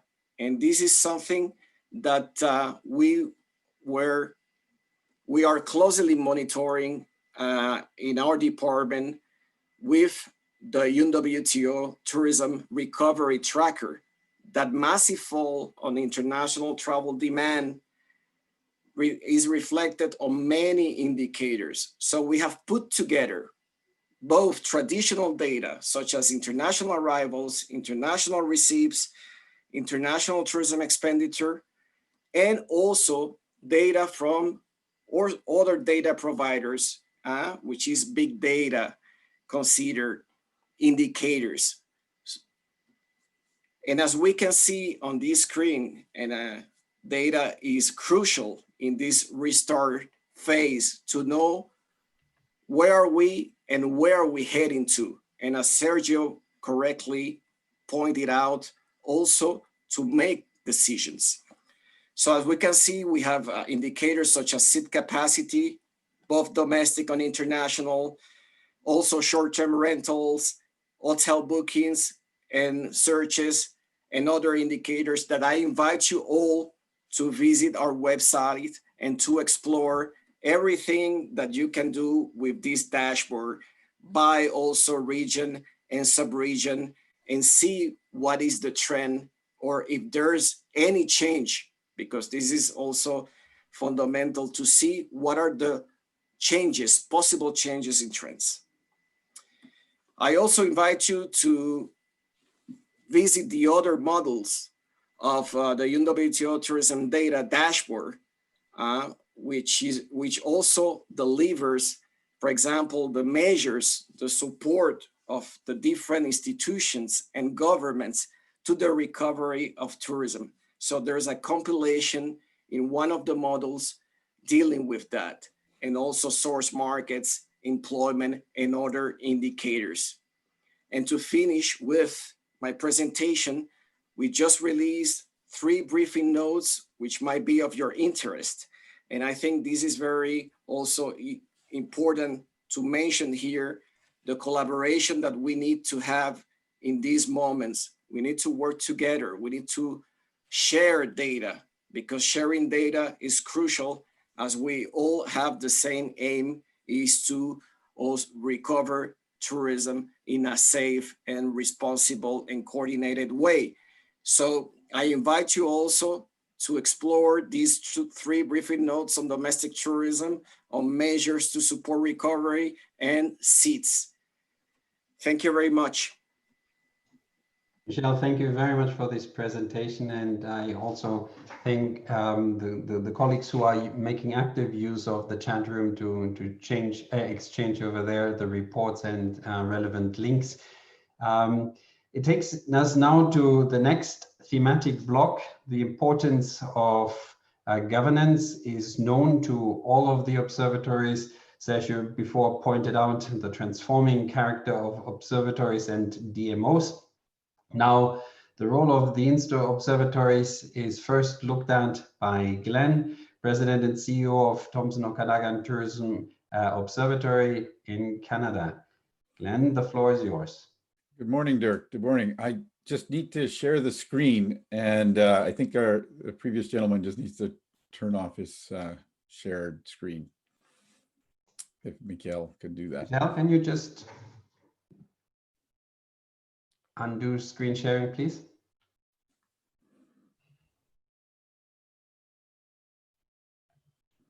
Michelle, please. Michelle, do you hear us? Michelle.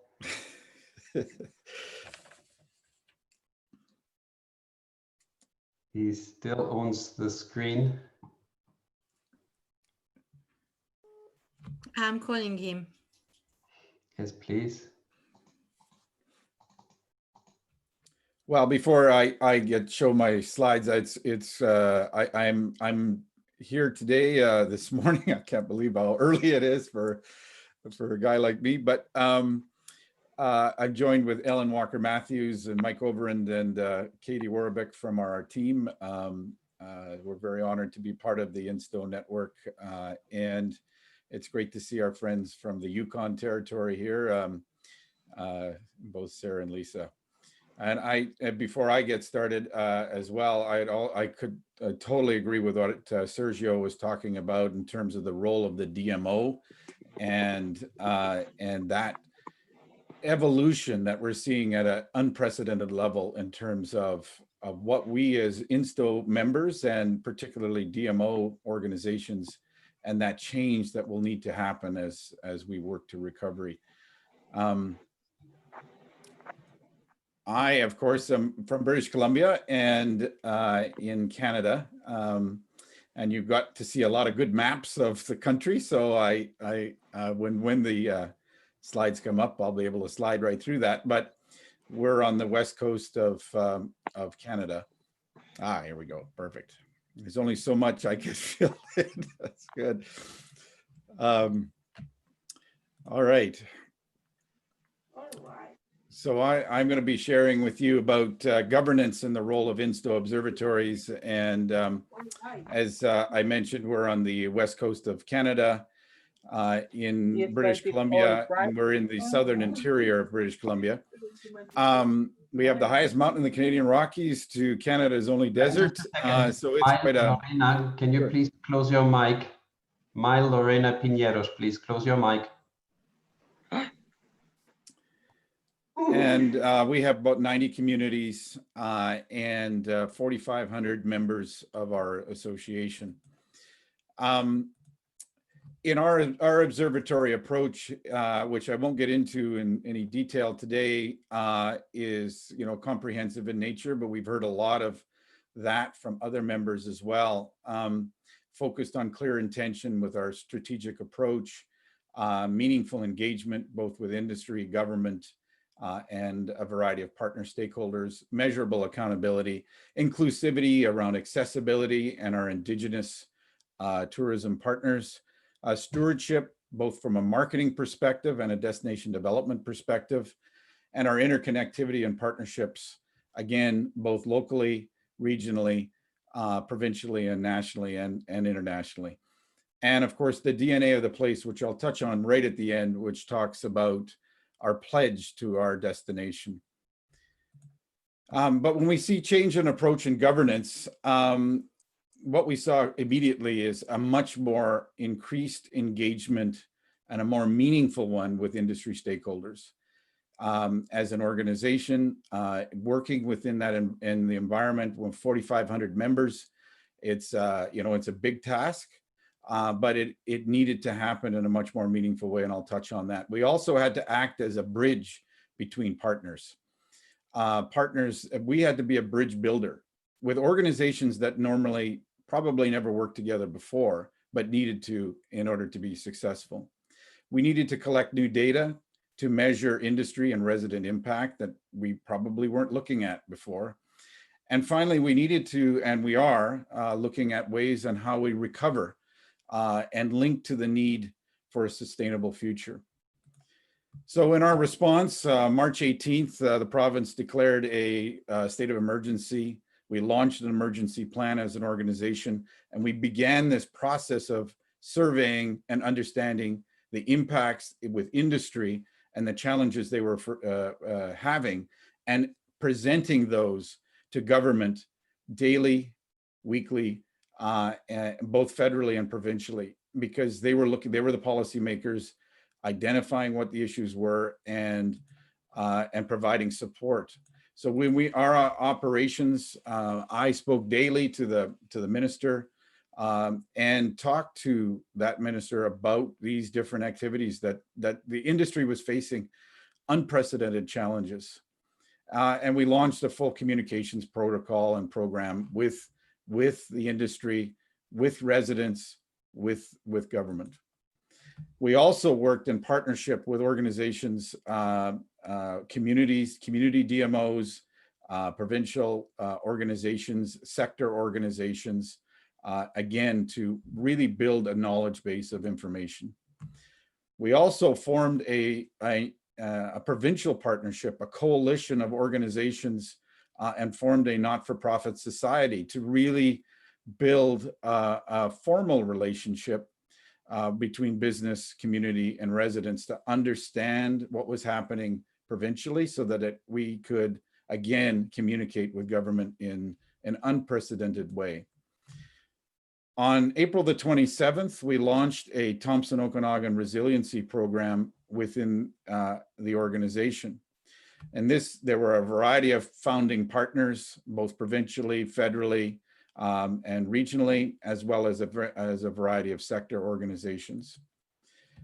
With the survey research that we were doing, and we were adjusting that survey weekly in many ways, as things evolved, we had to understand what was happening, but we communicated again as partnership across the province and bringing it locally into our region, with weekly and understanding of the adjustments that we needed to make to the survey, but rolling that information directly into government. We were the only organization that was able to provide timely information to government to make decisions. And I'm not going to go into the details here, but we looked at revenues, we looked at ability for people to pay their bills, labor shortages and labor changes over time. And you can see, even in looking at the bottom graph here, about people's cash flow and, again, their ability to pay bills depending on the month as it unfolded. What we also heard in the survey, we needed to advocate on behalf of business to government. We needed to clarify appropriate consumer communications in the face of the pandemic, how to best communicate your business and your activities, but in an appropriate fashion. But most importantly, we needed to provide a business with pathfinding services and expert advice, because it was, again, there was a lot of people that were just very confused with the opportunities that were in front of them and the supports that were out there. So we established a resiliency program to provide meaningful support, to streamline that communication, and be advocates. It would mean within the organization, people that might have been social media experts became program advisors, counselors, business counselors. And so you can see within the organization, we shifted every member of our team to new roles and expanded roles, whether they be surveyors, schedulers, program advisors, communicators, business supports, and tapping into a series of subject experts in finance and human resources, and all the way to mental health and support. We had a whole client journey process where we had an intake process and 1-800 number website where businesses can get into the program, or from direct contact from us to those businesses and phoning them. We have these program advisors who meet with the business. That program advisor is with that business for as long as the pandemic is going on and until they're fully recovered. We do a needs assessment, And ultimately, we provide a business support plan to bring those businesses through this effort, and continual follow-up. Formal training of the advisors were established, and so that they can be fully versed in the various programs that were out there, but also be better prepared from a psychological perspective to take on they're very difficult calls that I know you all appreciate with business who are in very, very significant challenge. So we had to be an empathetic listener and really begin that process of helping support those businesses to know that there are people out there that can help them. So we heard reopening and reassurance, financial support, advocacy, business pivoting, industry connections, and we were able to deliver the program in multiple languages, as you see here. To date, over 826 businesses are in that program and have a formal program advisor. You can see we've had over 10,000 points of contact with those businesses. So it's a very intuitive, long-term, back and forth the dialogue to help those businesses as best we can. Coupled with that, we're also measuring and understanding visitor patterns daily, weekly, but also understanding what people are saying about us online and how we're managing this process and how the destination is being managed. We've heard lots of presentations today about data, and we've been very focused on building new partnerships to understand those patterns. And we were looking at the week over week, and we bottomed out for a domestic visitation, bottomed out in about April, about 82%. And we were able to start to rebuild back domestically, and quite frankly, in the province of BC, one of the strongest regions in the province to weather as much as we can the impact of the pandemic from a domestic visitation perspective. We then shifted in the month of the summer into recovery and looking at, again, what I mentioned, partnerships, helping these businesses understand and give those support. So access to experts, reducing operating costs, access to capital, access to mental health support, and understanding resident sentiment, for what we heard today, were aspects of this evolution. Establishing this framework where, and again, I appreciate what Sergio was talking about, webinars. We've been delivering educational tools daily, weekly, on different webinars, and with high attendance engagement in those efforts. And this is done, again, within a framework partnership provincially. We were able to develop a partnership on health and safety training for business, and so that they can open safely and for their employees and of course their customers. And we provide one-on-one consultations to achieve that. We were able to provide one-on-one virtual coaching sessions with experts from our local university, and that has been established. We've been able to establish a partnership with our hydroelectric company and various other partners to provide a dedicated resource to help different businesses reduce their energy consumption, which ultimately reduces their monthly bills and of course greenhouse gas impact. We were able to work with our local banking institutions to establish a local tourism microloan program. We're seeing a lot of our chartered banks, seeing tourism as a high risk, and we needed to work with the banking institutions to establish a specific program to address that need.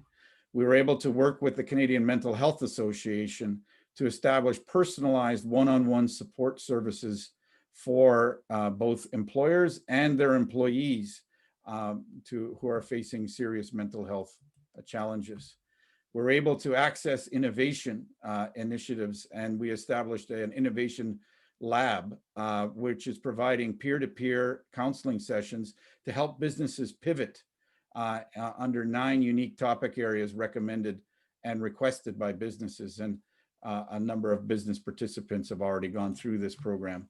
We've worked obviously with the World Travel and Tourism Council to utilize their Safe Travels designation to, again, encourage businesses to adopt the global standards of protocols, but also to give the visitors and residents a much more safer feeling. We were also able to engage our universities across this region to provide a series of youth this year, interns who have been really scouring and working with all the initiatives I've just talked about to really advance those initiatives, because of course, as a small organization, we needed to bring in that support.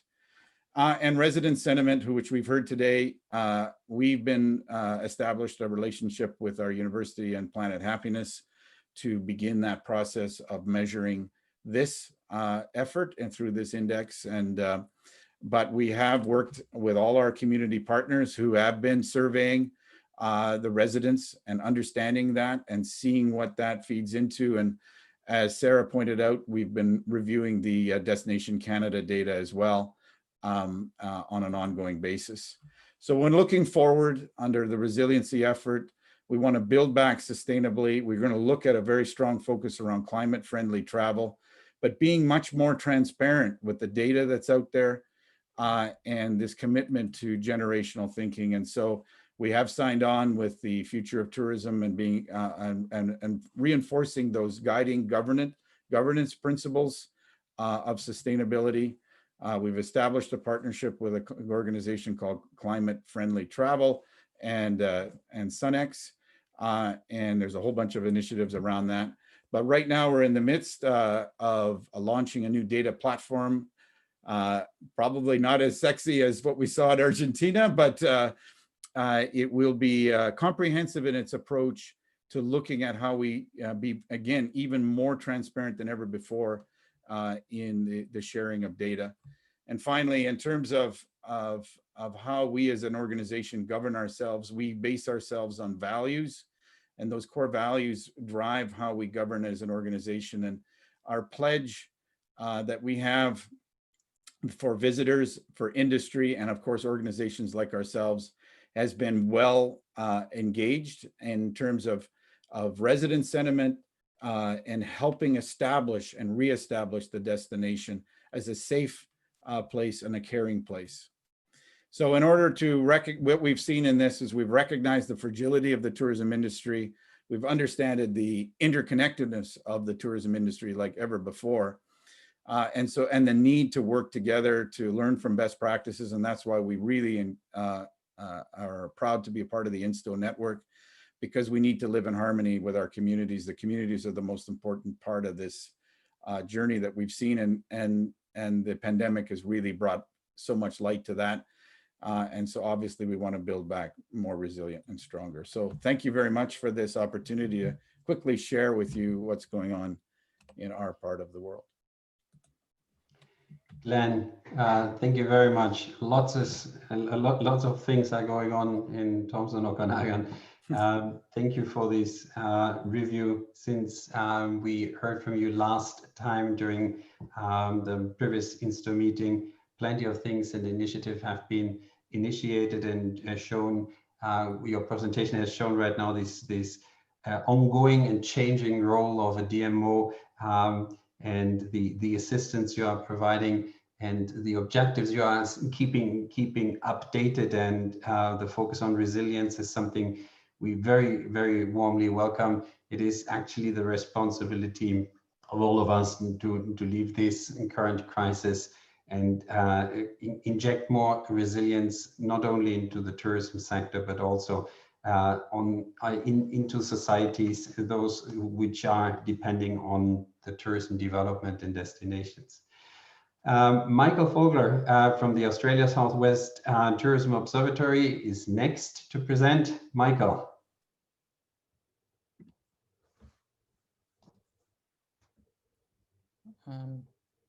Hello, good evening from Australia. Can you see my screen?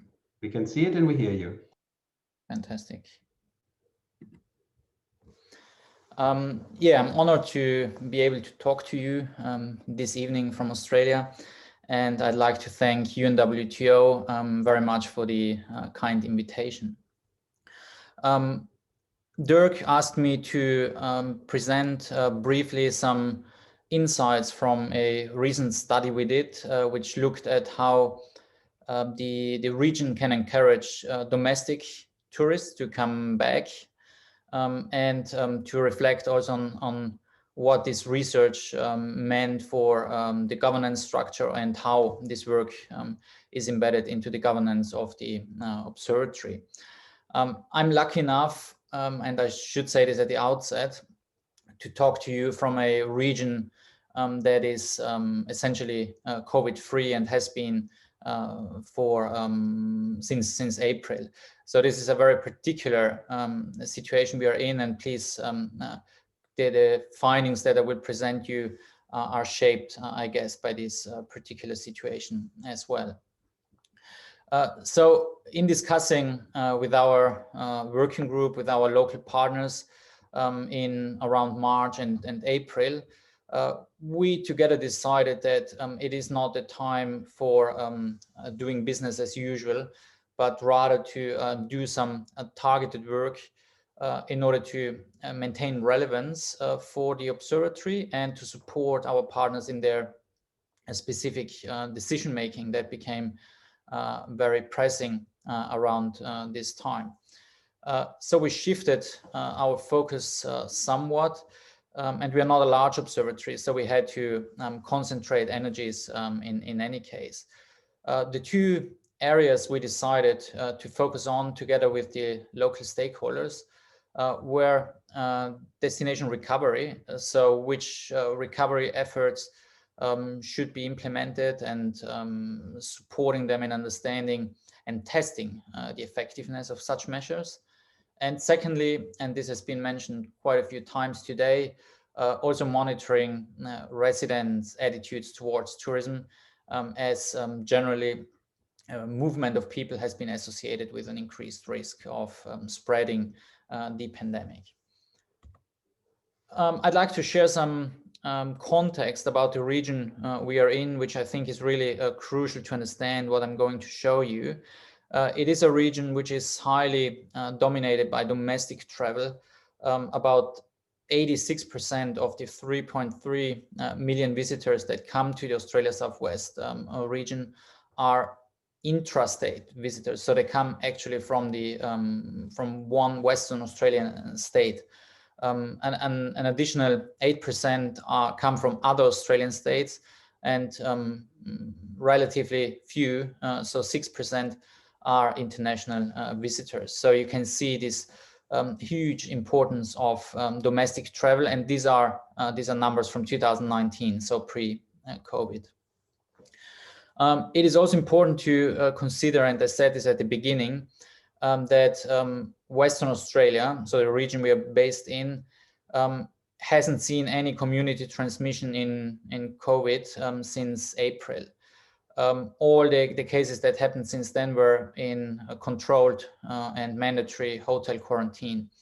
While Australia has probably comparatively low COVID incidence, it still has seen two quite pronounced waves, with the second one having been mostly focused around the city of Melbourne and surroundings. So we are based in a place which is kind of surrounded by much more difficult situations, and rather than talking about travel bubbles, the talk here has been to create an island, a travel island, which is almost separated from the rest of the world, if not even the country. Looking at the occupancy in the accommodation providers of the region, it is also quite a strong message to see that after a regional lockdown has been implemented, which resulted in plummeting occupancy figures, and occupancy went down to about 5% in March and April. The demand came strongly back, stronger than ever. As I said, it's based on domestic demand, and we saw as stronger demand during the Southern Hemisphere winter months than ever before. So in that situation, and when also Australian national borders have been closed or were closed since March and continue to be closed, we conducted some experimental research in order to understand which factors and which measures can encourage domestic tourists to travel to the region.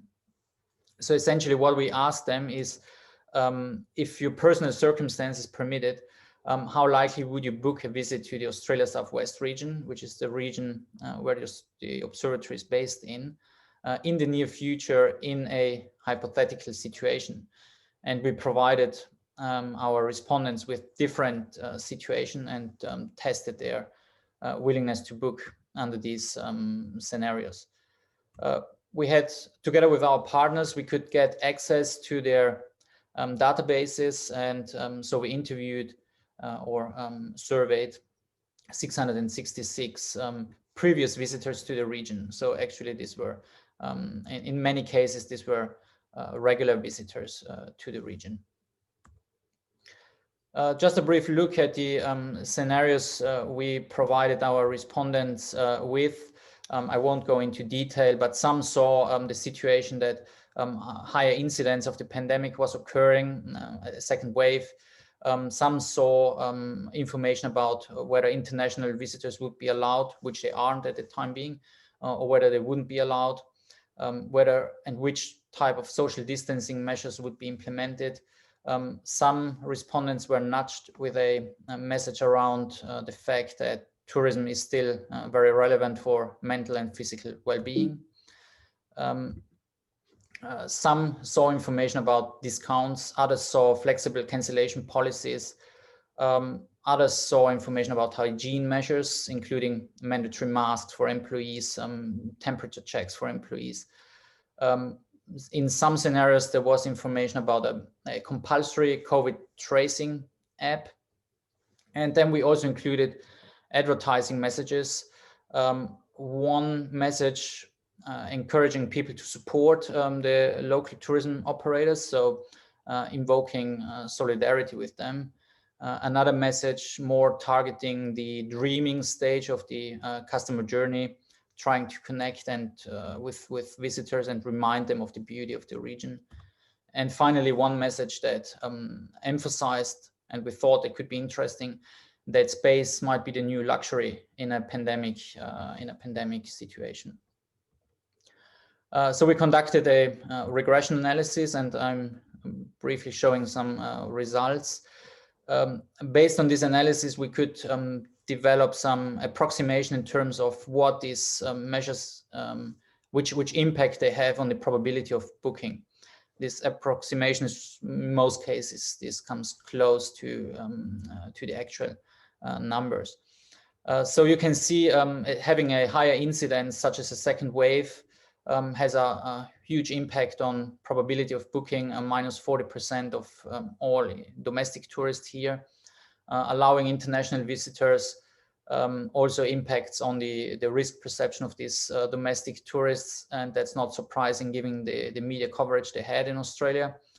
There are a number of positive measures that can help to encourage people to visit, such as in social distancing measures, nudging them with well-being messages, although the effect is small. A quite consistent effect of discounts and, in particular, lenient, so flexible cancellation policies. Hygiene measures didn't show apparently an effect on the willingness to book, but I will come back to that. The mandatory app resulted in backlash, so visitors were not interested in having that mandatory, whereas the advertising messages seem to work quite well, except the space is the new luxury message. So what I want to emphasize is that social distancing did not appear to have negative effects, which was interesting to us because we had specifically emphasized that not all attractions would be accessible. So we emphasized the negative side of that as well. The recommendation to be careful with making such COVID tracing apps mandatory, at least in the Australian context, as there might be privacy concerns. And interestingly, hygiene measures did not show a clear effect in terms of impact. We saw this very strong impact of having a second wave, for example, but even some anxiety around allowing international visitors in. But at the same time, other measures can be combined in order to almost counter some of these effects, which is also a positive news, I guess, for the tourism industry. We looked at the demographics as well, and we saw that early adopters are those people who go camping compared to those people staying in hotels. Early adopters are men compared to women. Women show a much more risk averse in this situation. And younger people are also early adopters according to the data we collected. And I come back to the hygiene thing. Although overall, we couldn't see a strong effect, if we look just at women, implementing hygiene measures increased their willingness to book by 25%, which we found quite interesting. So what did these findings mean for our local stakeholders? It essentially supported their status quo approach. So they've most of the things that that came up as being helpful, they had been implementing already at the regional basis and at the national basis. So it provided further evidence to that. We have been requested to extend the work now with interstate and international tourists to see what can work in bringing them back once borders would open. We are currently carrying out some work on monitoring local reactions regarding their willingness to accept international tourists, as this has become a particularly pressing topic. And also considering different scenarios, such as whether once a vaccine has been developed, whether there's quick testing developed, and so on. And I've seen first results which appear quite interesting.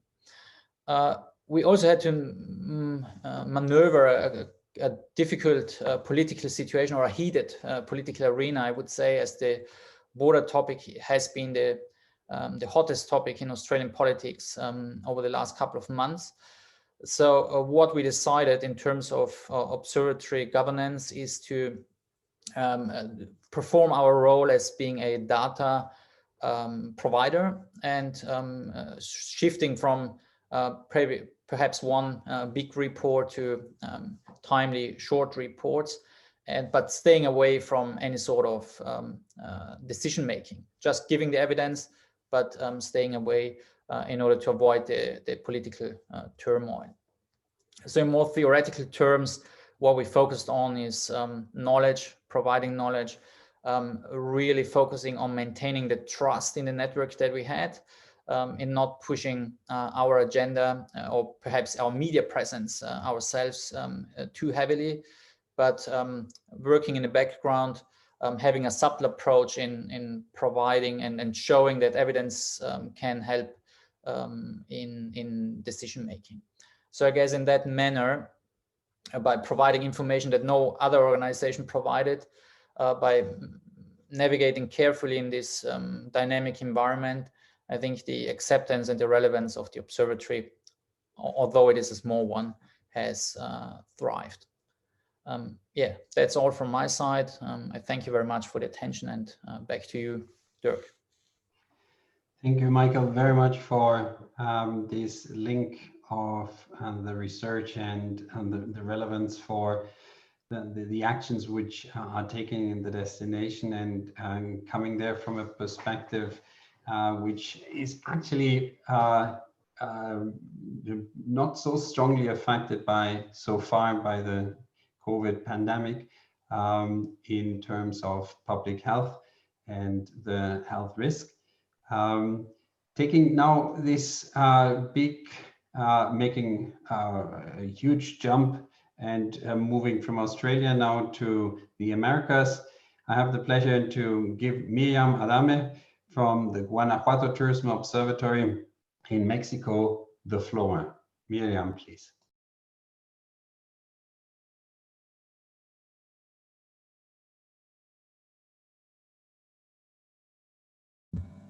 Hello to everybody. Did you see the presentation? We see you and we hear you. Thank you. Well, for Guanajuato and I think for Mexico and all the world was very difficult to start to measure all the indicators of tourism with the pandemic. Before of that, in Guanajuato, we are making a good job with the measure of the behavior of tourism. But what happened with a pandemic? Before of that, most of us thought that we have a little of control of all the measure, and we had a lot of information about the behavior of the tourism in our destinations. But what happened when all of us, we have changed? One of the principal things that we need with the pandemic was what about the future when we don't have any preliminary information or a similar situation in Mexico and in the world. Then we try to make some forecasts of the tourism in Guanajuato, but we didn't have any information about that. Then we try to make some service with our companies, with the hotels, with restaurants, with travel agencies about what was the operation status of they have in that moment, and also what are the support programs for companies, because we needed some information to know what will be the strategies that since the government needed to do to support all our companies of tourism. Then we try to know that what was the status of the operational in hotels and restaurants, and because all of them closed their doors, a lot of them fired much of the workers, visitors, citizens, all the people were in home, and the questions day by day was how much time will be the pandemic, how much time will we endure the operation spending. This is a little of the work that we made. The green line was the results that we have in occupied rooms in 2019. The little gray line here is the first forecast that we made with the information of hotels and restaurants. All the people, that's a very, very important thing, because all the people thought that the pandemic will be just 2 months. And what happened then of those months? Then the situation was very critical, because we didn't have a lot of visitors, and much of our hotels they were closed for more than 2 months. Then now the important job that we are doing with them and with all the team of observatory is this is the new forecast with more information, with the new reality, and it's very important because all of this information is very used for government to make different strategies to help our companies, and also to promote and to know what what is the visitors needed or needs to come to Guanajuato. For that, we try to make a lot of surveys, a lot of jobs to know all of that topics, things. And we, since the last year, we are working with social listening to know a little of, to have a little more information of our consumers, of our visitors. But now we try to know who are our principal consumers who talk about Guanajuato in the pandemic. And the results to show to us that the principal three consumers for us are millennials, entrepreneurs, and families. Then for us it was very important because all our strategies will be to these three consumers. Then we also made some focus group to confirm that the results of social listening of consumer groups was real. And then we tried to, we made also some surveys to confirm the information of the consumers groups. Principal to know upcoming trips, reasons for trips in this year's principal, if they want to trip, desired destination after pandemic, travel group, ideal trip, if they want to make their accommodation in a hotel or maybe in Airbnb spaces, available digital resources, average spending, and the principal things. What about the COVID measures? Was important for our visitors, or maybe is not some important? And this is a little of the result that we have. The people want to travel in 2020, yes, but the time, the particular is in they want to travel to August to December in this year, but 43% of the people who answered the survey, they want to travel until 2021. Also, all of them want to know all about the health measures in hotels, restaurants, airport. That's the point to decide to travel or not. Also, they have very confidence in hotels more than Airbnb spaces. And most of the people want to travel to beach or magic or cultural towns. But the principal thing is that they wanted to spaces with big spaces, not with a lot of people, not close spaces. And also one of the good things that we know with this results was that they want to travel on their own transportations. And what was the useful of this information? Well, we try to make some programs to help our companies. One of them was to help them with financial programs to help them to payroll, to continue their business, adapt their business to the new reality with COVID and something like that.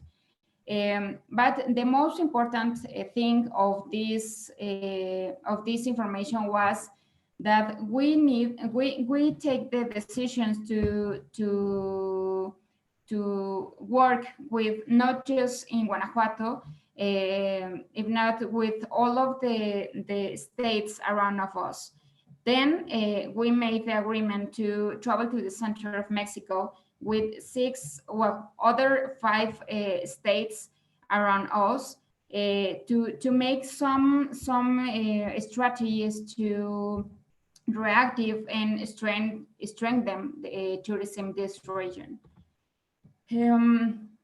For that, some of the strategies was for promote the destinations, the cultural and magic towns in these states, but also was the strategies to how can we spend all of our services, all of our experience when we have the information about what the visitors wanted to see or to have in this next travel, and then because the travel or the visitors want to travel in a little in the short term, in the short distance, and all of us of these 6 states in Mexico are in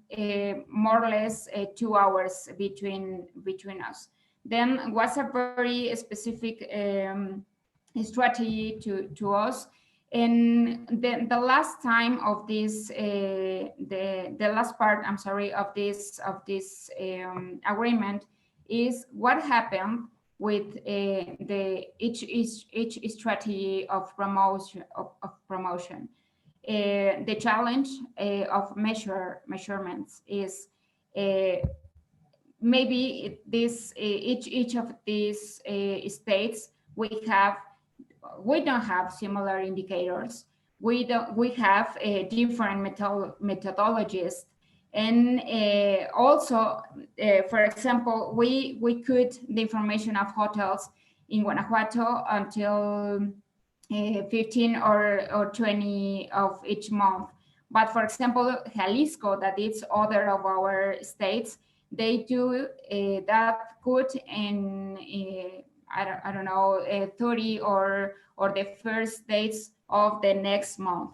Then we need to have the same information, in the same time, the similar indicators, similar methodologies to make the most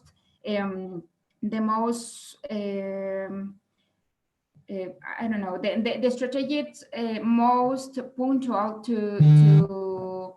for the visitors, and to have the best results, not only in each states, if not all in all of the region.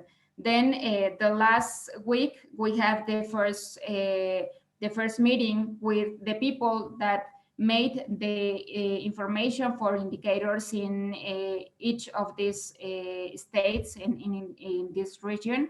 And one of the principal challenge is to measure the impact of each of strategies that we are doing, a principle to have more visitors on this region.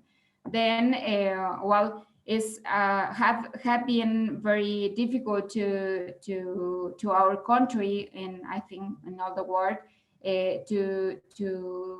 to have the same or a little better results to visitors or to the tourism, the normal tourism, but we try to have the best results for our statements, for our companies, and to do the best strategies to reactivate the tourism in our region, because we need to do this for our sector.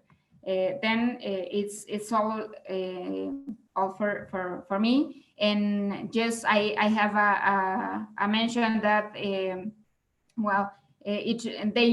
year by year we made the International Meeting of Tourism Observatories, and the 8th edition will be on 2021 in Guanajuato. Then that's the day that we have for the for this meeting. And that's all for me.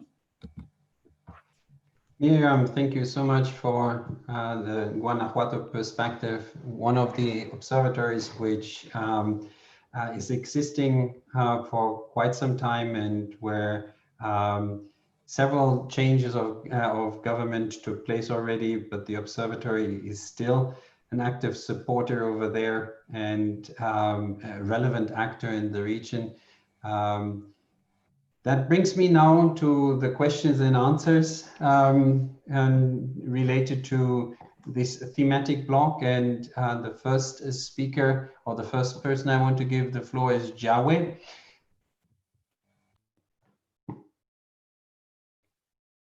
Thank you, Dirk. Actually, this round is really with lots of information and very, very valuable experience of observatories. What we are doing, what you are doing during this very special period of time. Actually, I was going to share a little bit about the work we are doing in China, because I saw from Glenn's presentation, Michael's, and also Miriam's and others, we did very similar work here in China as well. In May, actually, we did a research of tourists' attitude towards travel, which is very similar to Miriam's data and questions. And then in August, we actually carried out the on-site monitoring work, which we usually carry out also the similar time. And in August, the tourism started to recover, and we see very moving moments of tourists traveling, and all the industrial entrepreneurs were very happy. And this year, I would say it's a very special occasion that we actually went on site, even with less people, with less researchers, but we got lots of good results. And for the questionnaires that we are talking about in the group, we also added lots of questions regarding COVID-19. For example, for tourists, what their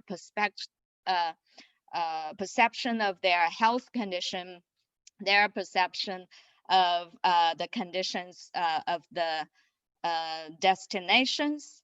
So I think these questions are quite, we will see very interesting results. And also for companies, tourism companies, hotels, and other sectors, we did also a special questionnaire regarding their resilience. And it's a quite difficult questionnaire, and many say that they really have to put in time to think about the questions. For example, if they ever thought of selling the company, how do they recover? Did they get help from bigger companies? Did they get help from governments, etc.? Lots of questions, but from all the results that we see very good actually spirit from all these people.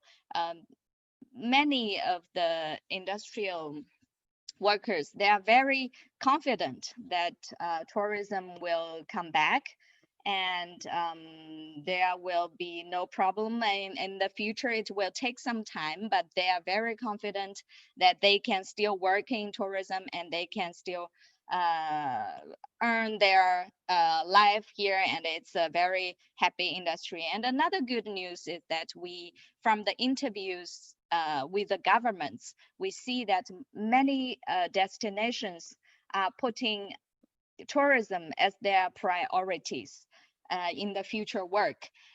Before the pandemic, many think tourism is something they work on itself.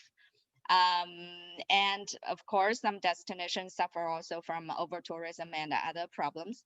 But after the pandemic, especially in China, tourism is recovering little by little. Governments see how important the tourist flow is to the local destination. So this is a very good sign for our work, because we will get more support from the governments and destinations, and especially private sector. They are valuing more our experiences in the past, all the data and all our studies. So this is a very good sign for us, and we are very happy that we can provide more help in this sense. And for this year also, we did, because of the pandemic, we did on-site research, but also we did online questionnaires. But like before, I forgot the name. You answered that you did survey like door by door, knock at the door. From this year's experience, we see that this is actually the best practice we did in the last few years, because we can get very real results in like door by door or people by people kind of questionnaire. Online survey is very good, but of course, we think that the traditional way of collecting data is also very necessary in this sense. So it's a pleasure for me and for all the Chinese observatories to be part of this meeting, and we get lots of valuable information. And thank you for sharing, everyone. Thank you, Dirk. Jiahui, thank you very much. I can't see other hands being raised. Just in case there are other techniques you prefer to ask your question, just unmute your mic and ask the question.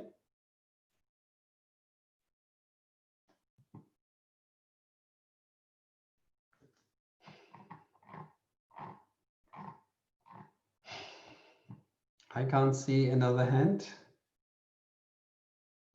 Okay, we are coming to an end, slightly over time, but very much on the points I hoped that you would all speak to and bring these issues to present these issues to the other members of the network. We discussed before very much on how long we should have this meeting, and we wanted to keep it as short as possible, but at the same time and keep the format of an annual meeting, allowing as much as possible presentations to take place, but also the questions. I think those who got up really early in the morning, our friends from Canada and Mexico, those who are fighting right now the sleep in Australia, Indonesia, China, or New Zealand. It was a compromise. The meeting last time showed it is important to have this global platform and the global exchange to see across the different continents and share this information directly from those who are producing it. It was for us today the opportunity to discuss pressing issues. Through the conversations we had with you, we discovered then that these two thematic blocks would be of most interest for you. But at the same time, it showed that the exchanging of ideas needs to continue, because we are making mistakes, we are continuously learning, and we are making that way the life easier for others who want to embark on similar issues. Only looking at the chat room and the exchange which took place over there, I saw that it was meeting the interest of others. What you were presenting, and that is actually what is our interest at UNWTO, to support you in this continuous process of advancing sustainability, which is actually the element which is uniting our thoughts. We all work on evidence and timely data. All the presentations have shown that, and the different keynotes underlined again how important that is especially during these times when we have to address, in addition, the enormous challenge of COVID. There are always drivers of change. In our current situation, it is definitely public health. And as we heard before, the link then to the environmental health.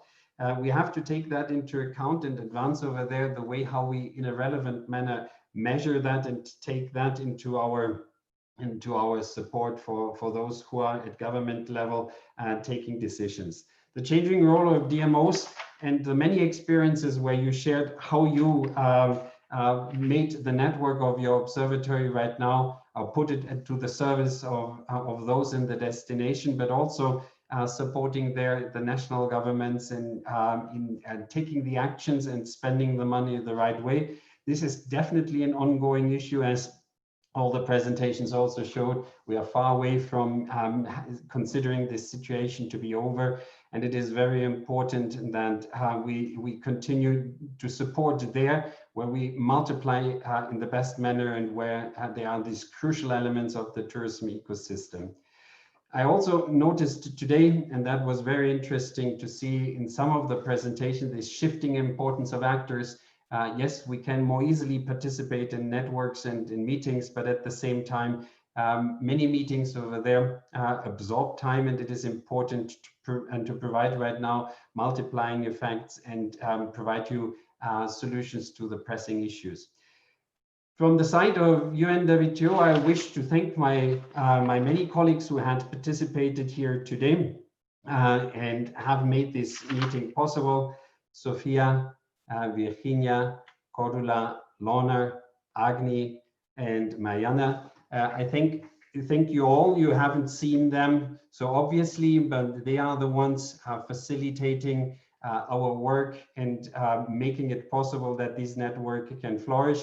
I welcome again the new observatory from the Canary Islands, and we all look very much forward to the next meeting. And our thought is that this meeting will not be 12 months from now, but much closer. It will be shorter. It will be focusing very likely only on a specific issue area there where we see that we can support your work so that the network as such is allowing to multiply your own efforts. I thank you very much from Madrid. Again, good morning, good evening, good night, and have a good day. Thank you for being with us. See you soon. Sí.